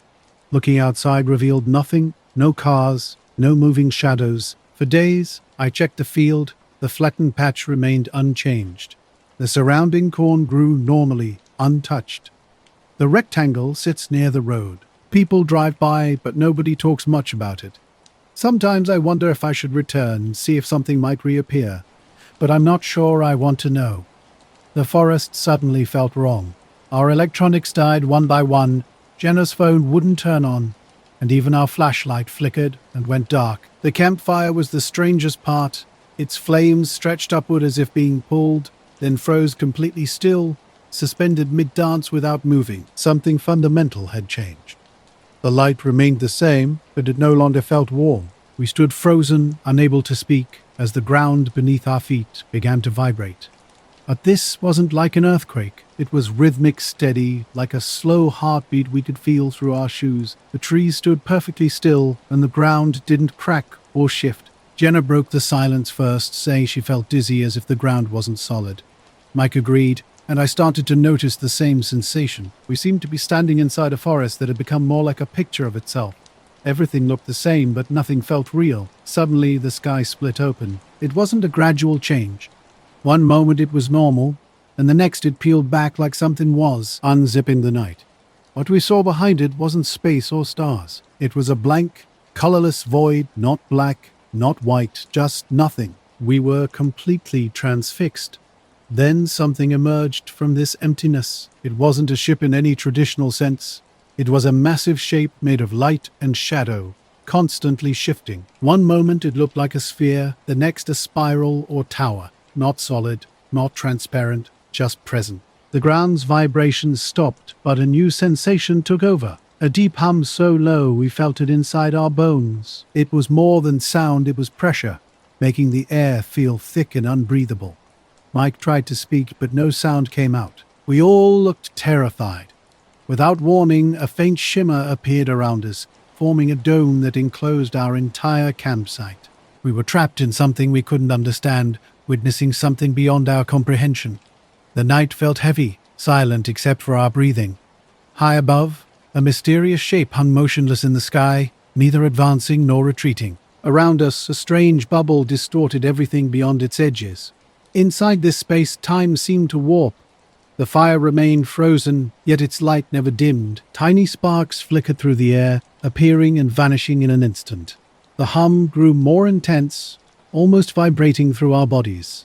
Then soft, misty light beams emerged from the hovering shape, sweeping methodically across the ground. When one passed over our campsite, I experienced an uncanny sensation of weightlessness, as if disconnected from my physical form. Gradually, the shimmering dome surrounding us began collapsing inward, pulling toward the shape overhead.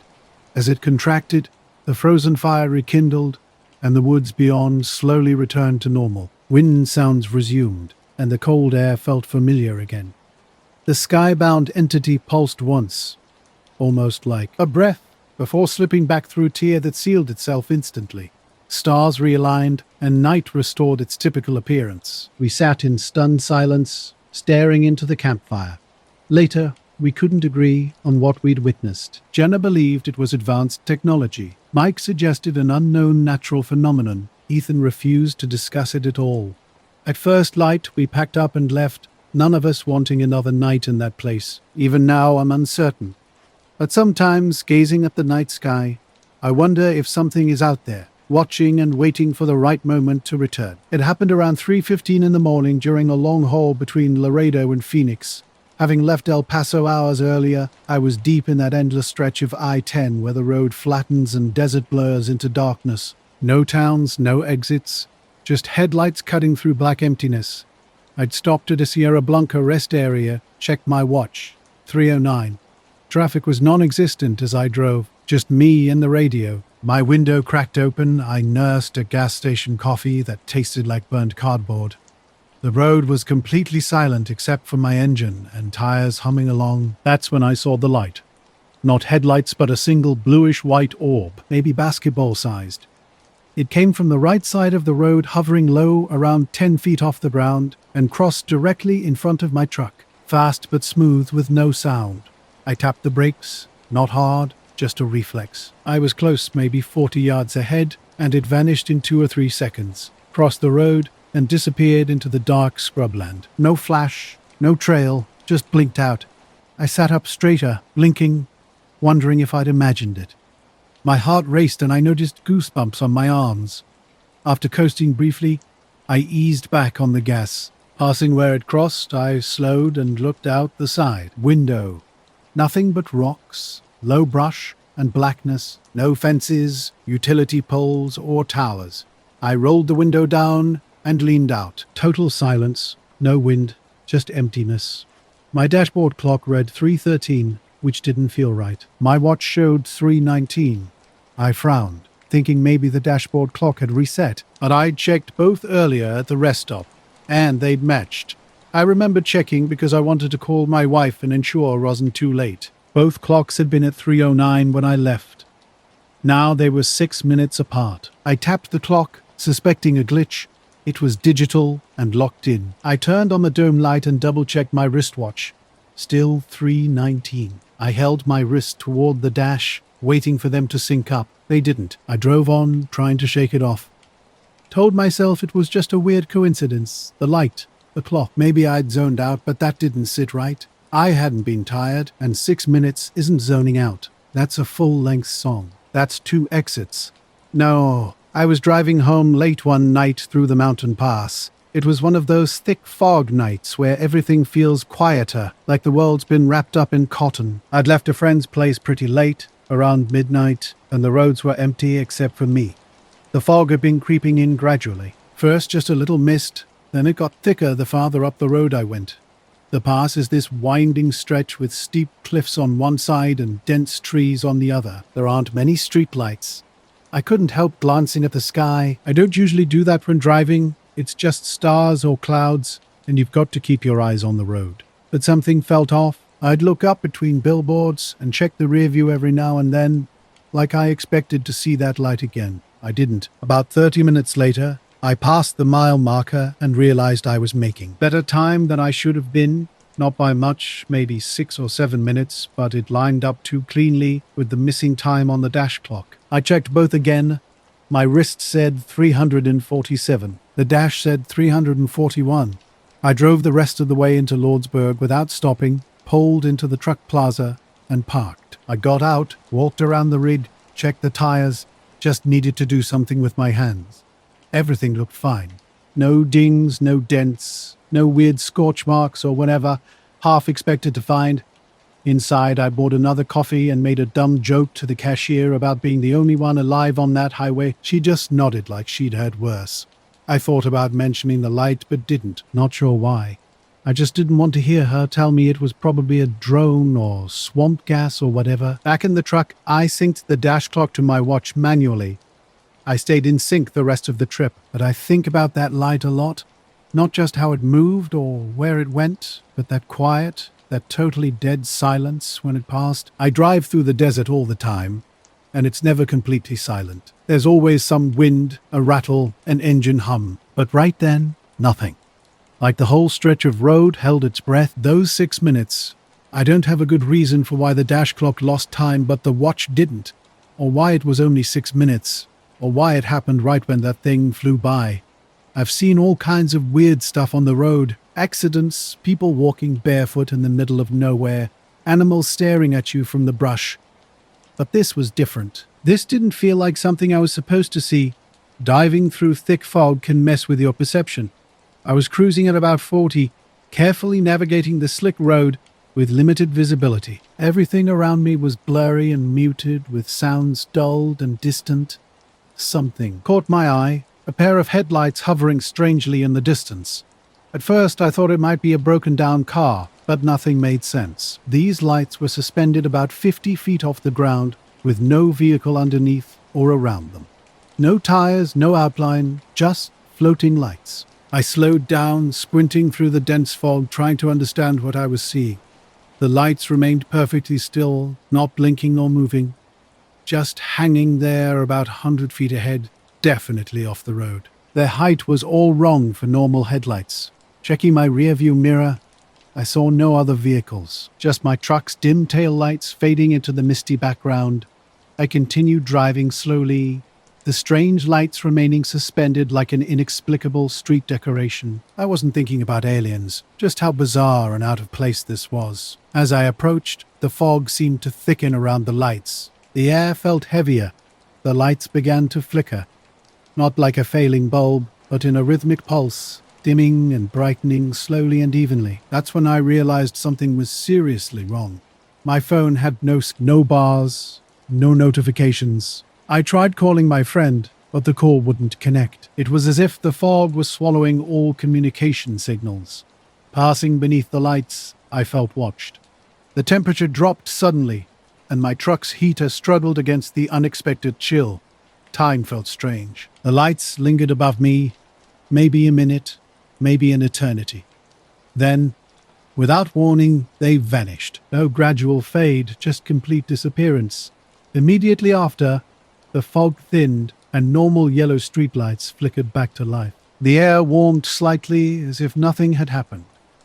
Nigh late afternoon, I was in a remote national forest about 2 hours from the nearest town. Photography was my escape from city noise, and I'd been here several times before, usually seeing plenty of wildlife. The forest felt different this time, unusually quiet. No bird songs, no rustling squirrels, just my boots on the dirt path and occasional tree creaks in the wind. Rounding a bend, I spotted a herd of deer in a small clearing past some dense pines. At first, I was excited. Perfect photography opportunity. But something felt off as I got closer. These deer weren't behaving naturally. They stood perfectly motionless, not grazing, walking, or even twitching an ear, all facing the same direction, like frozen statues. I crouched behind a bush and zoomed in with my camera. Looking through the lens, I saw their faces more clearly. Their eyes were wide, not just alert, but unnaturally so. A knot formed in my stomach. They looked scared, or maybe entranced, all staring intently at a single spot. Later, driving home through the fog, that strange moment haunted me. The silence felt heavy, like the world was holding its breath. Every time I glanced back, I half expected those deer to reappear. When I reached the valley and the fog lifted, my radio and phone signals returned to normal. Those floating lights I'd seen, they didn't chase me or do anything threatening. They just hung there, watching, completely detached from anything real. No clear explanation, no car, no reflection, just unexplained headlights in the fog. I've driven that pass several times since, late at night, but never saw anything like it again. I still think about what I saw, or thought I saw. Some experiences defy simple explanation. I noticed the animals first. A fox crouched low to the ground, unnaturally still. Birds perched silently on branches, heads turned in the same direction. 2 raccoons sat motionless, their gaze fixed ahead. Deer stood like statues in the clearing, not moving a muscle. Their stillness was unnerving. Something strange hung in the air. The forest felt heavy, like the pressure before a storm. My skin started to tingle, hairs rising on the back of my neck. As I moved forward, the trees grew denser, light filtering through branches in odd patterns. A faint sound caught my attention. At first, it was barely audible. A low hum coming from up ahead. The sound was unlike anything I'd heard before. Not quite a machine, not quite natural. It had a rhythm that didn't match any familiar sound. Then I saw it. A sphere hovered a few feet off the ground, about the size of a beach ball. At first, I thought it was just a trick of light. A soft glow emanated from between the trees, wrong for the time of day. The sphere wasn't solid in any way I understood. Its surface rippled and shifted like liquid metal, never dripping or flowing. The glow pulsed, growing brighter and dimmer in what seemed like a deliberate rhythm. The hum grew louder, resonating in my chest. It was almost like music, but not music, something entirely different. The sphere didn't move, yet I felt it was aware of me. I know that sounds crazy, but it's the only way I can describe it. It felt like it was watching me, though it had no eyes. I froze, unsure what to do. The animals remained perfectly still, all focused on the same point.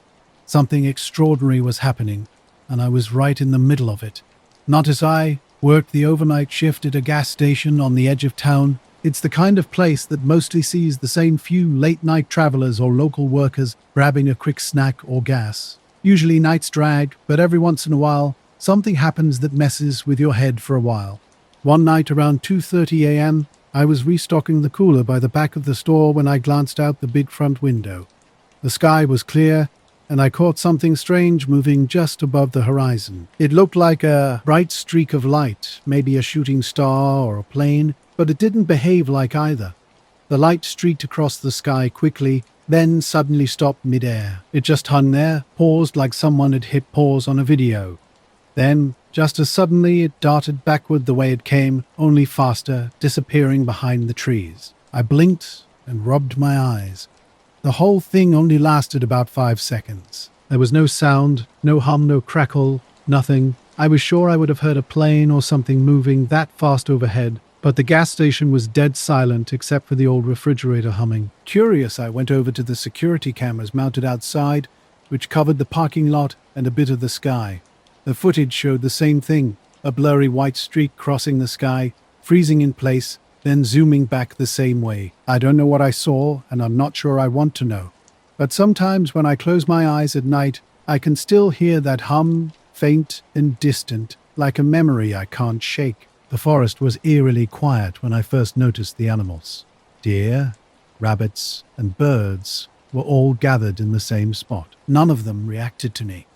They were all fixated on this sphere like they were in some kind of trance. I don't know how long I stood there staring at it.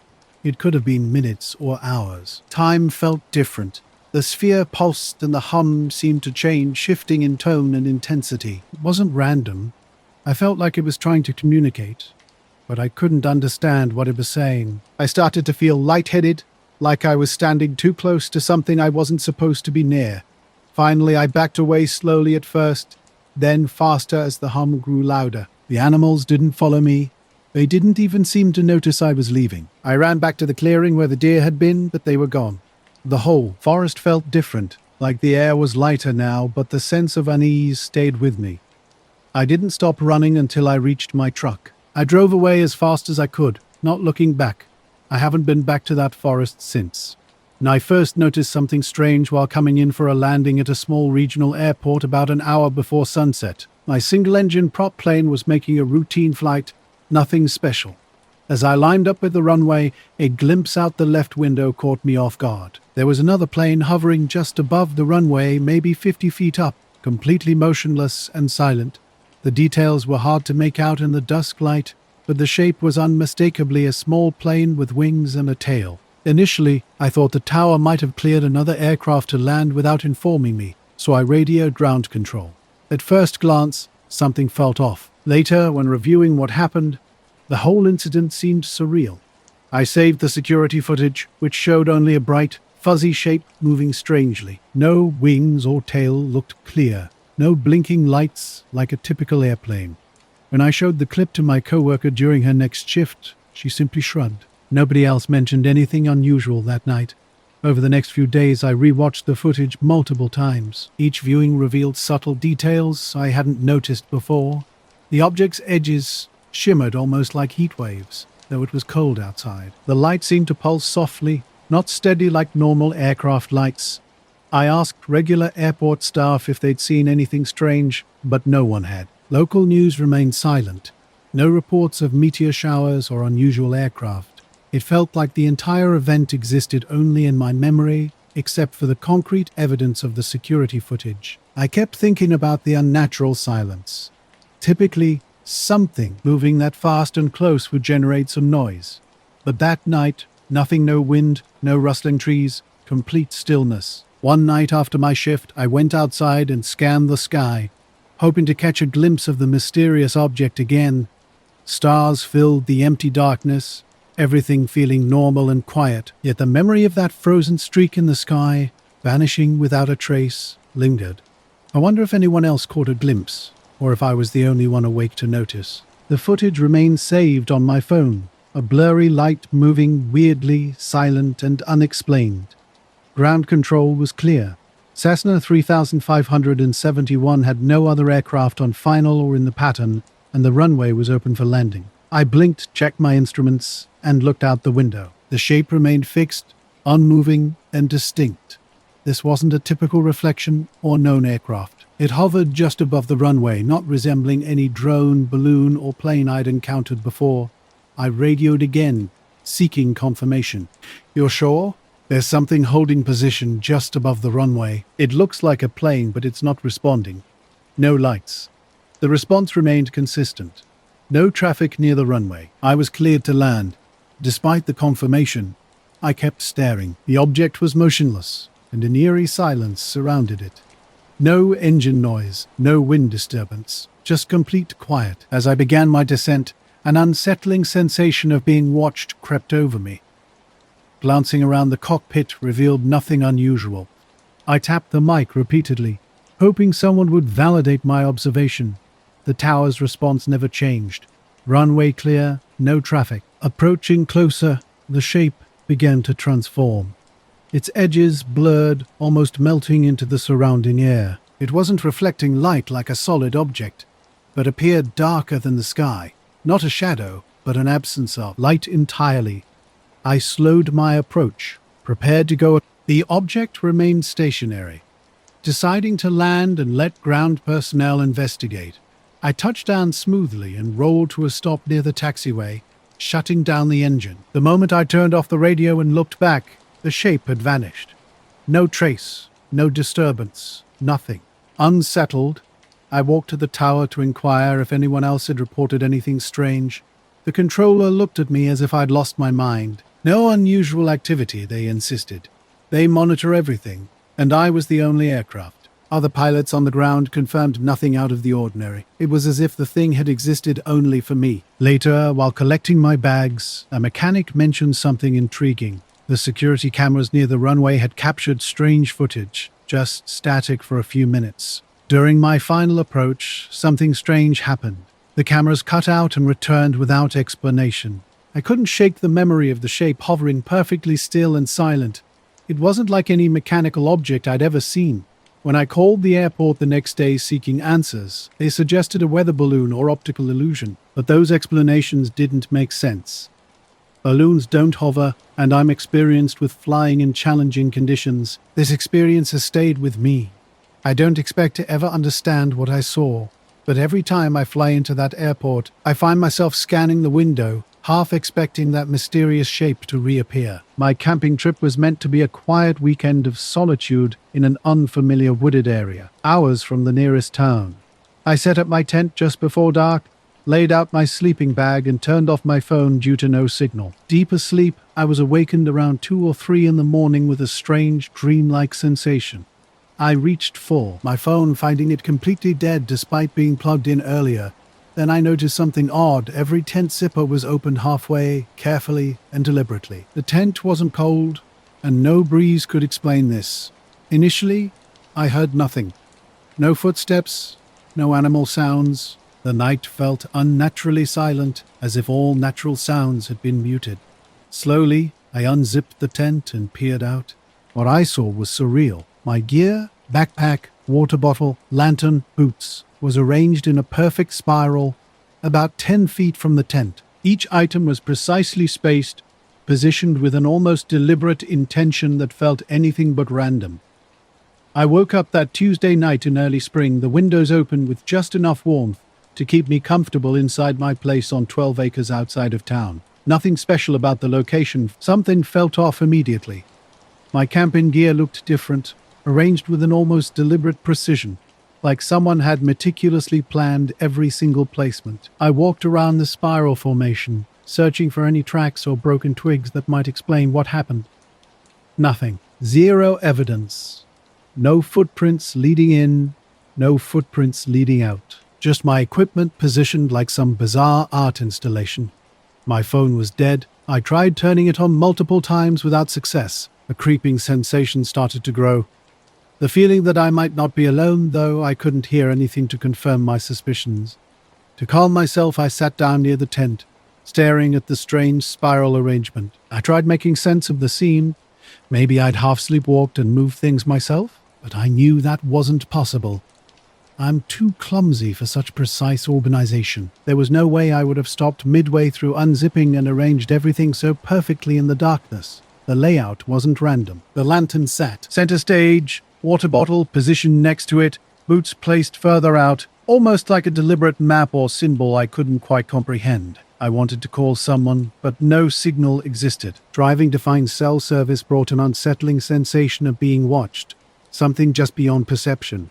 Close enough to feel, but too distant to identify. I locked myself in the car, glancing back one last time. Everything appeared normal again. Tent zipped, gear back in place. Whether I imagined the change or it actually occurred, I didn't wait to investigate further. I drove home, constantly replaying that night in my mind. No other people around. No sounds. No tracks. Just my gear mysteriously arranged with every zipper opened halfway. I never found an explanation, and honestly, I'm not sure I want one. I was sitting on the porch swing with my glass of iced tea, looking out over the big backyard that slopes down toward the tree line. It was around 9 at night, maybe a little later. The sky was dark, and the world around me felt unusually still. No streetlights, no neighbors, just stars and silence. The air smelled like cut grass and damp dirt. Something felt different, though I couldn't immediately put my finger on what. Later, I realized the total quiet was what first caught my attention, like the entire yard was holding its breath. While staring up, I noticed an odd spot in the sky directly above the house. It wasn't quite black, just empty, where stars should have been. This area seemed flatter, almost like a projection that didn't quite match the surrounding sky. At first, I thought it might be a cloud, but there weren't any clouds that night. I stood up and walked a few steps into the yard, tilting my head back. Now I could see it clearly. A long, thin triangle with rounded corners. It didn't move. No sounds. No lights. Strangest of all, I could still see stars through it, slightly off, as if being mimicked or projected.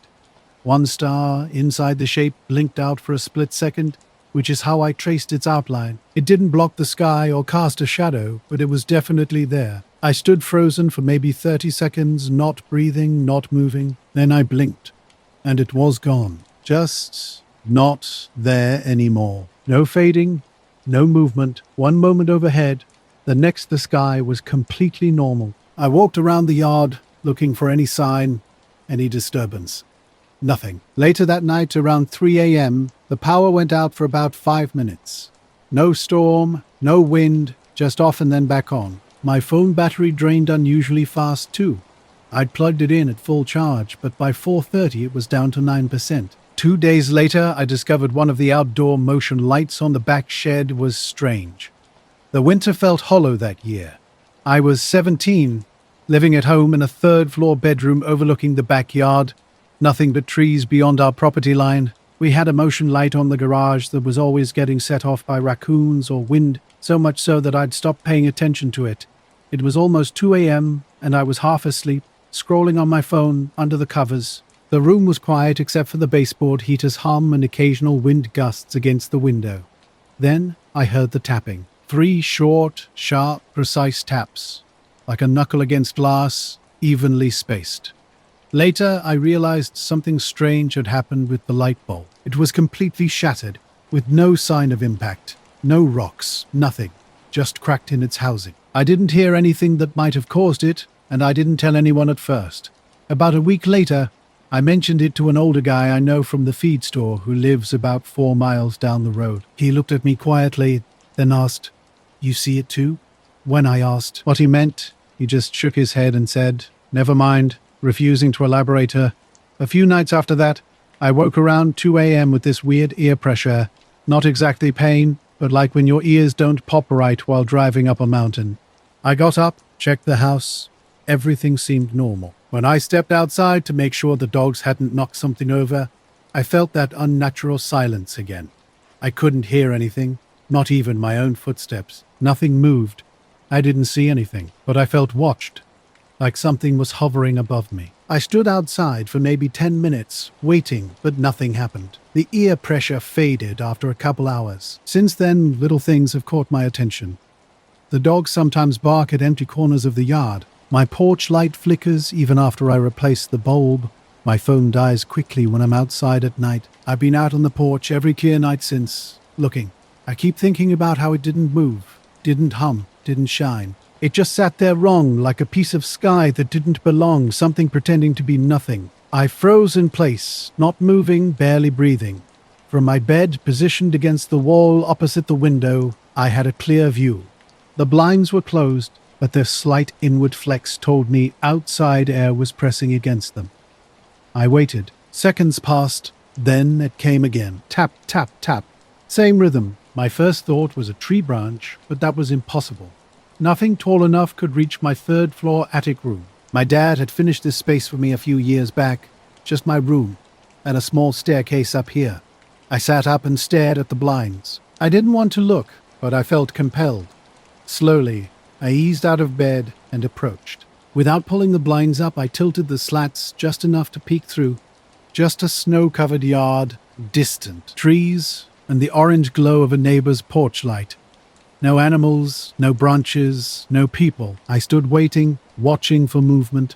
Nothing stirred. The next morning before school, I went outside.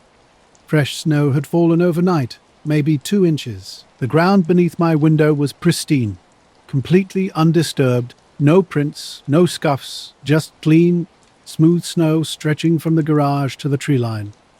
I didn't mention it to my parents. Something felt off about bringing it up. The following nights were quiet. I started thinking it might be house settling or ice cracking. But then Saturday arrived, just after 2 a.m. I was gaming with a friend, headset off, sitting in my chair near the window. I'd just opened a soda when I heard it again. Tap, tap, tap. This time closer, sharper, like inches away. I spun around, staring at the blinds. My heart raced. Frozen in place, I sat holding my drink, waiting. 30 seconds later, 3 taps return. Same rhythm, deliberate, not frantic, not random. I stood and yanked the blinds open. Nothing. Just snow. The backyard was silent and still. The garage light hadn't come on, meaning nothing had crossed the yard. No prints anywhere. That night, I slept on the couch. No explanation needed. Sunday morning, I searched for anything. Scratches on the siding, icicles, fallen branches, nothing. I even knocked on my own window from inside, trying to match the sound. Hollow, quick, identical. And I stayed up that night with the light on, determined not to let the strange tapping get to me. I kept the blinds open, watching intently. Around 2:20, it happened again. 3 distinct taps, just like before. I was looking directly at the window, but saw nothing. Only the sound. Walking slowly, I pressed my forehead against the glass, cupping my hands to block any reflection. The snow below remained untouched when the porch light flickered. On behind me, casting a long shadow across the yard, I flinched. But there was no movement outside. Sleep eluded me that night. After school on Monday, I casually asked my dad about wildlife cameras. He used to hunt and had some old trail cams in the garage, and made up a story about a school project wanting to check for deer near the house.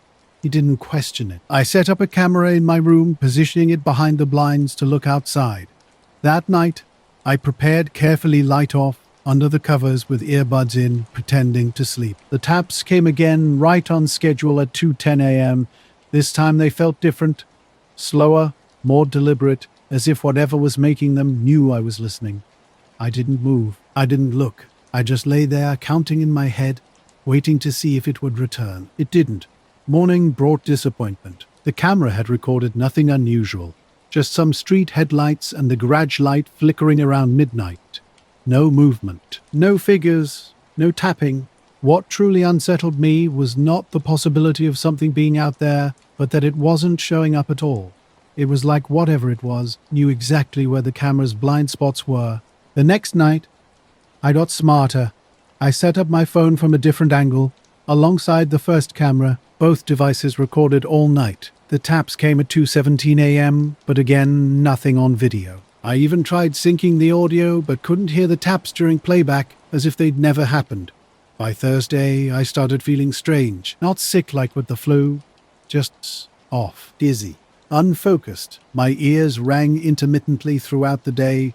I felt watched.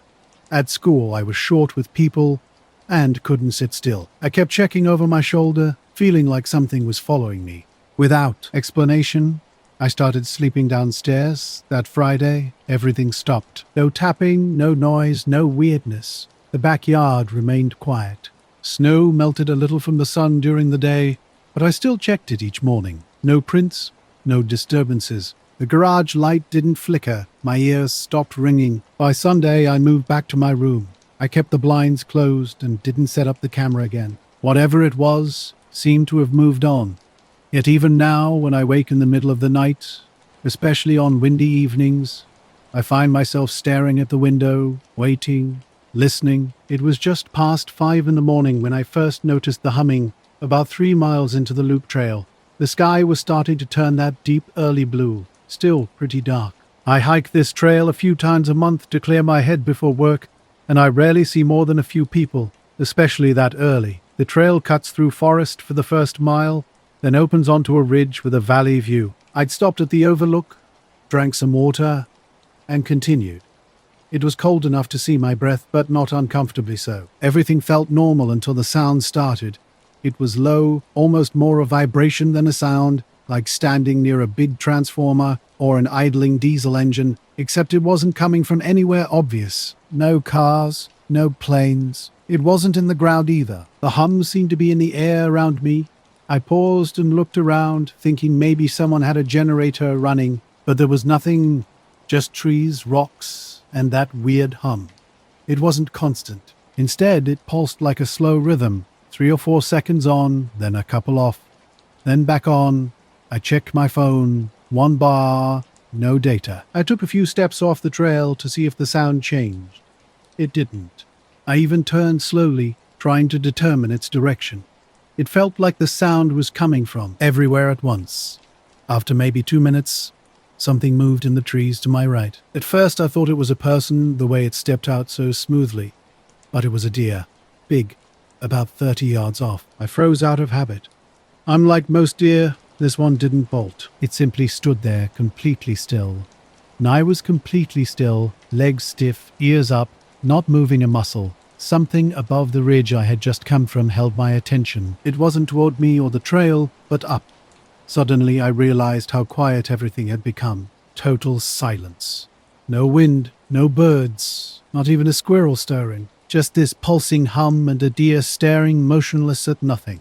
I looked up too, half expecting to see a drone or plane, but the sky was empty, just stars, and the faint blue of dawn spreading out. The treetops stood absolutely still. Nothing moved. The deer didn't look away, didn't even blink. I watched it for what felt like forever, waiting for some movement. Run, turn its head, flick its tail. But nothing happened.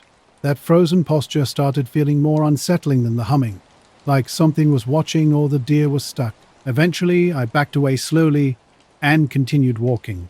The trail curved back into the woods, and I tried to shake off the weird feeling. Maybe the deer was sick. Maybe there was a plane so high up I couldn't see it. I kept moving, but now everything caught my attention.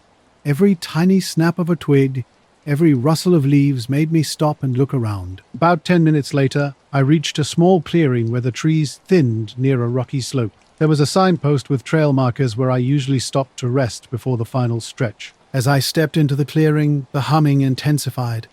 Not painfully loud, but deep enough to feel in my chest. That low, dense sound that makes your stomach tighten. Then the shadows shifted, not from wind or anything natural. The early light coming through the trees cast long shadows, but they moved differently, like something massive had passed between the clearing and the sky. I looked up again. Nothing. Then suddenly the sound cut out completely, not fading, just stopping like someone flipped a switch. I stood frozen, staring upward. My ears felt strange, like the pressure changes after an elevator ride. Then I heard fast footsteps crunching on the gravel path behind me. I spun round quickly, but nobody was there. I listened, but the sound didn't repeat. The ear pressure lingered for a minute or two before returning to normal. At that point, I seriously considered turning back, but I decided to keep going. I kept walking faster now, already most of the way through the trail. Every couple of minutes I glanced back over my shoulder. The feeling of being alone was unsettling.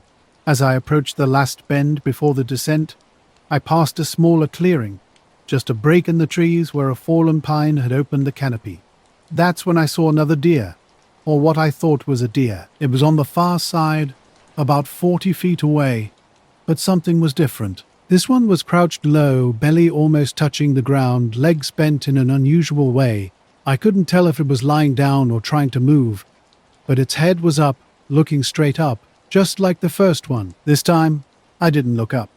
I just stood watching, trying to understand its positioning. Something felt off. The limbs looked too long or too straight, as if the joints were bent the wrong way. The longer I stared, the more uncertain I became that it was even a deer. Then the sound returned, louder this time. The same low humming pulse, but now with an edge like interference or static layered over it. I started moving again, not running but moving quickly. I didn't stop until I was past the switchbacks and could see the trailhead parking lot through the trees. I was the only car there. When I got back to the lot, the sound was gone, replaced by normal morning noises. Wind in the trees, some distant bird calls. The sun was fully up, and the sky looked completely normal. I sat in the car for a while before leaving, not turning the engine on right away. I just sat and watched. The Thustin watched, and I drove home constantly glancing in the rear-view mirror. My nerves were on edge after what happened by the tree line. Nothing had followed me, but I couldn't shake the feeling of unease. Every few minutes I'd look back, scanning the road behind me, trying to reassure myself that everything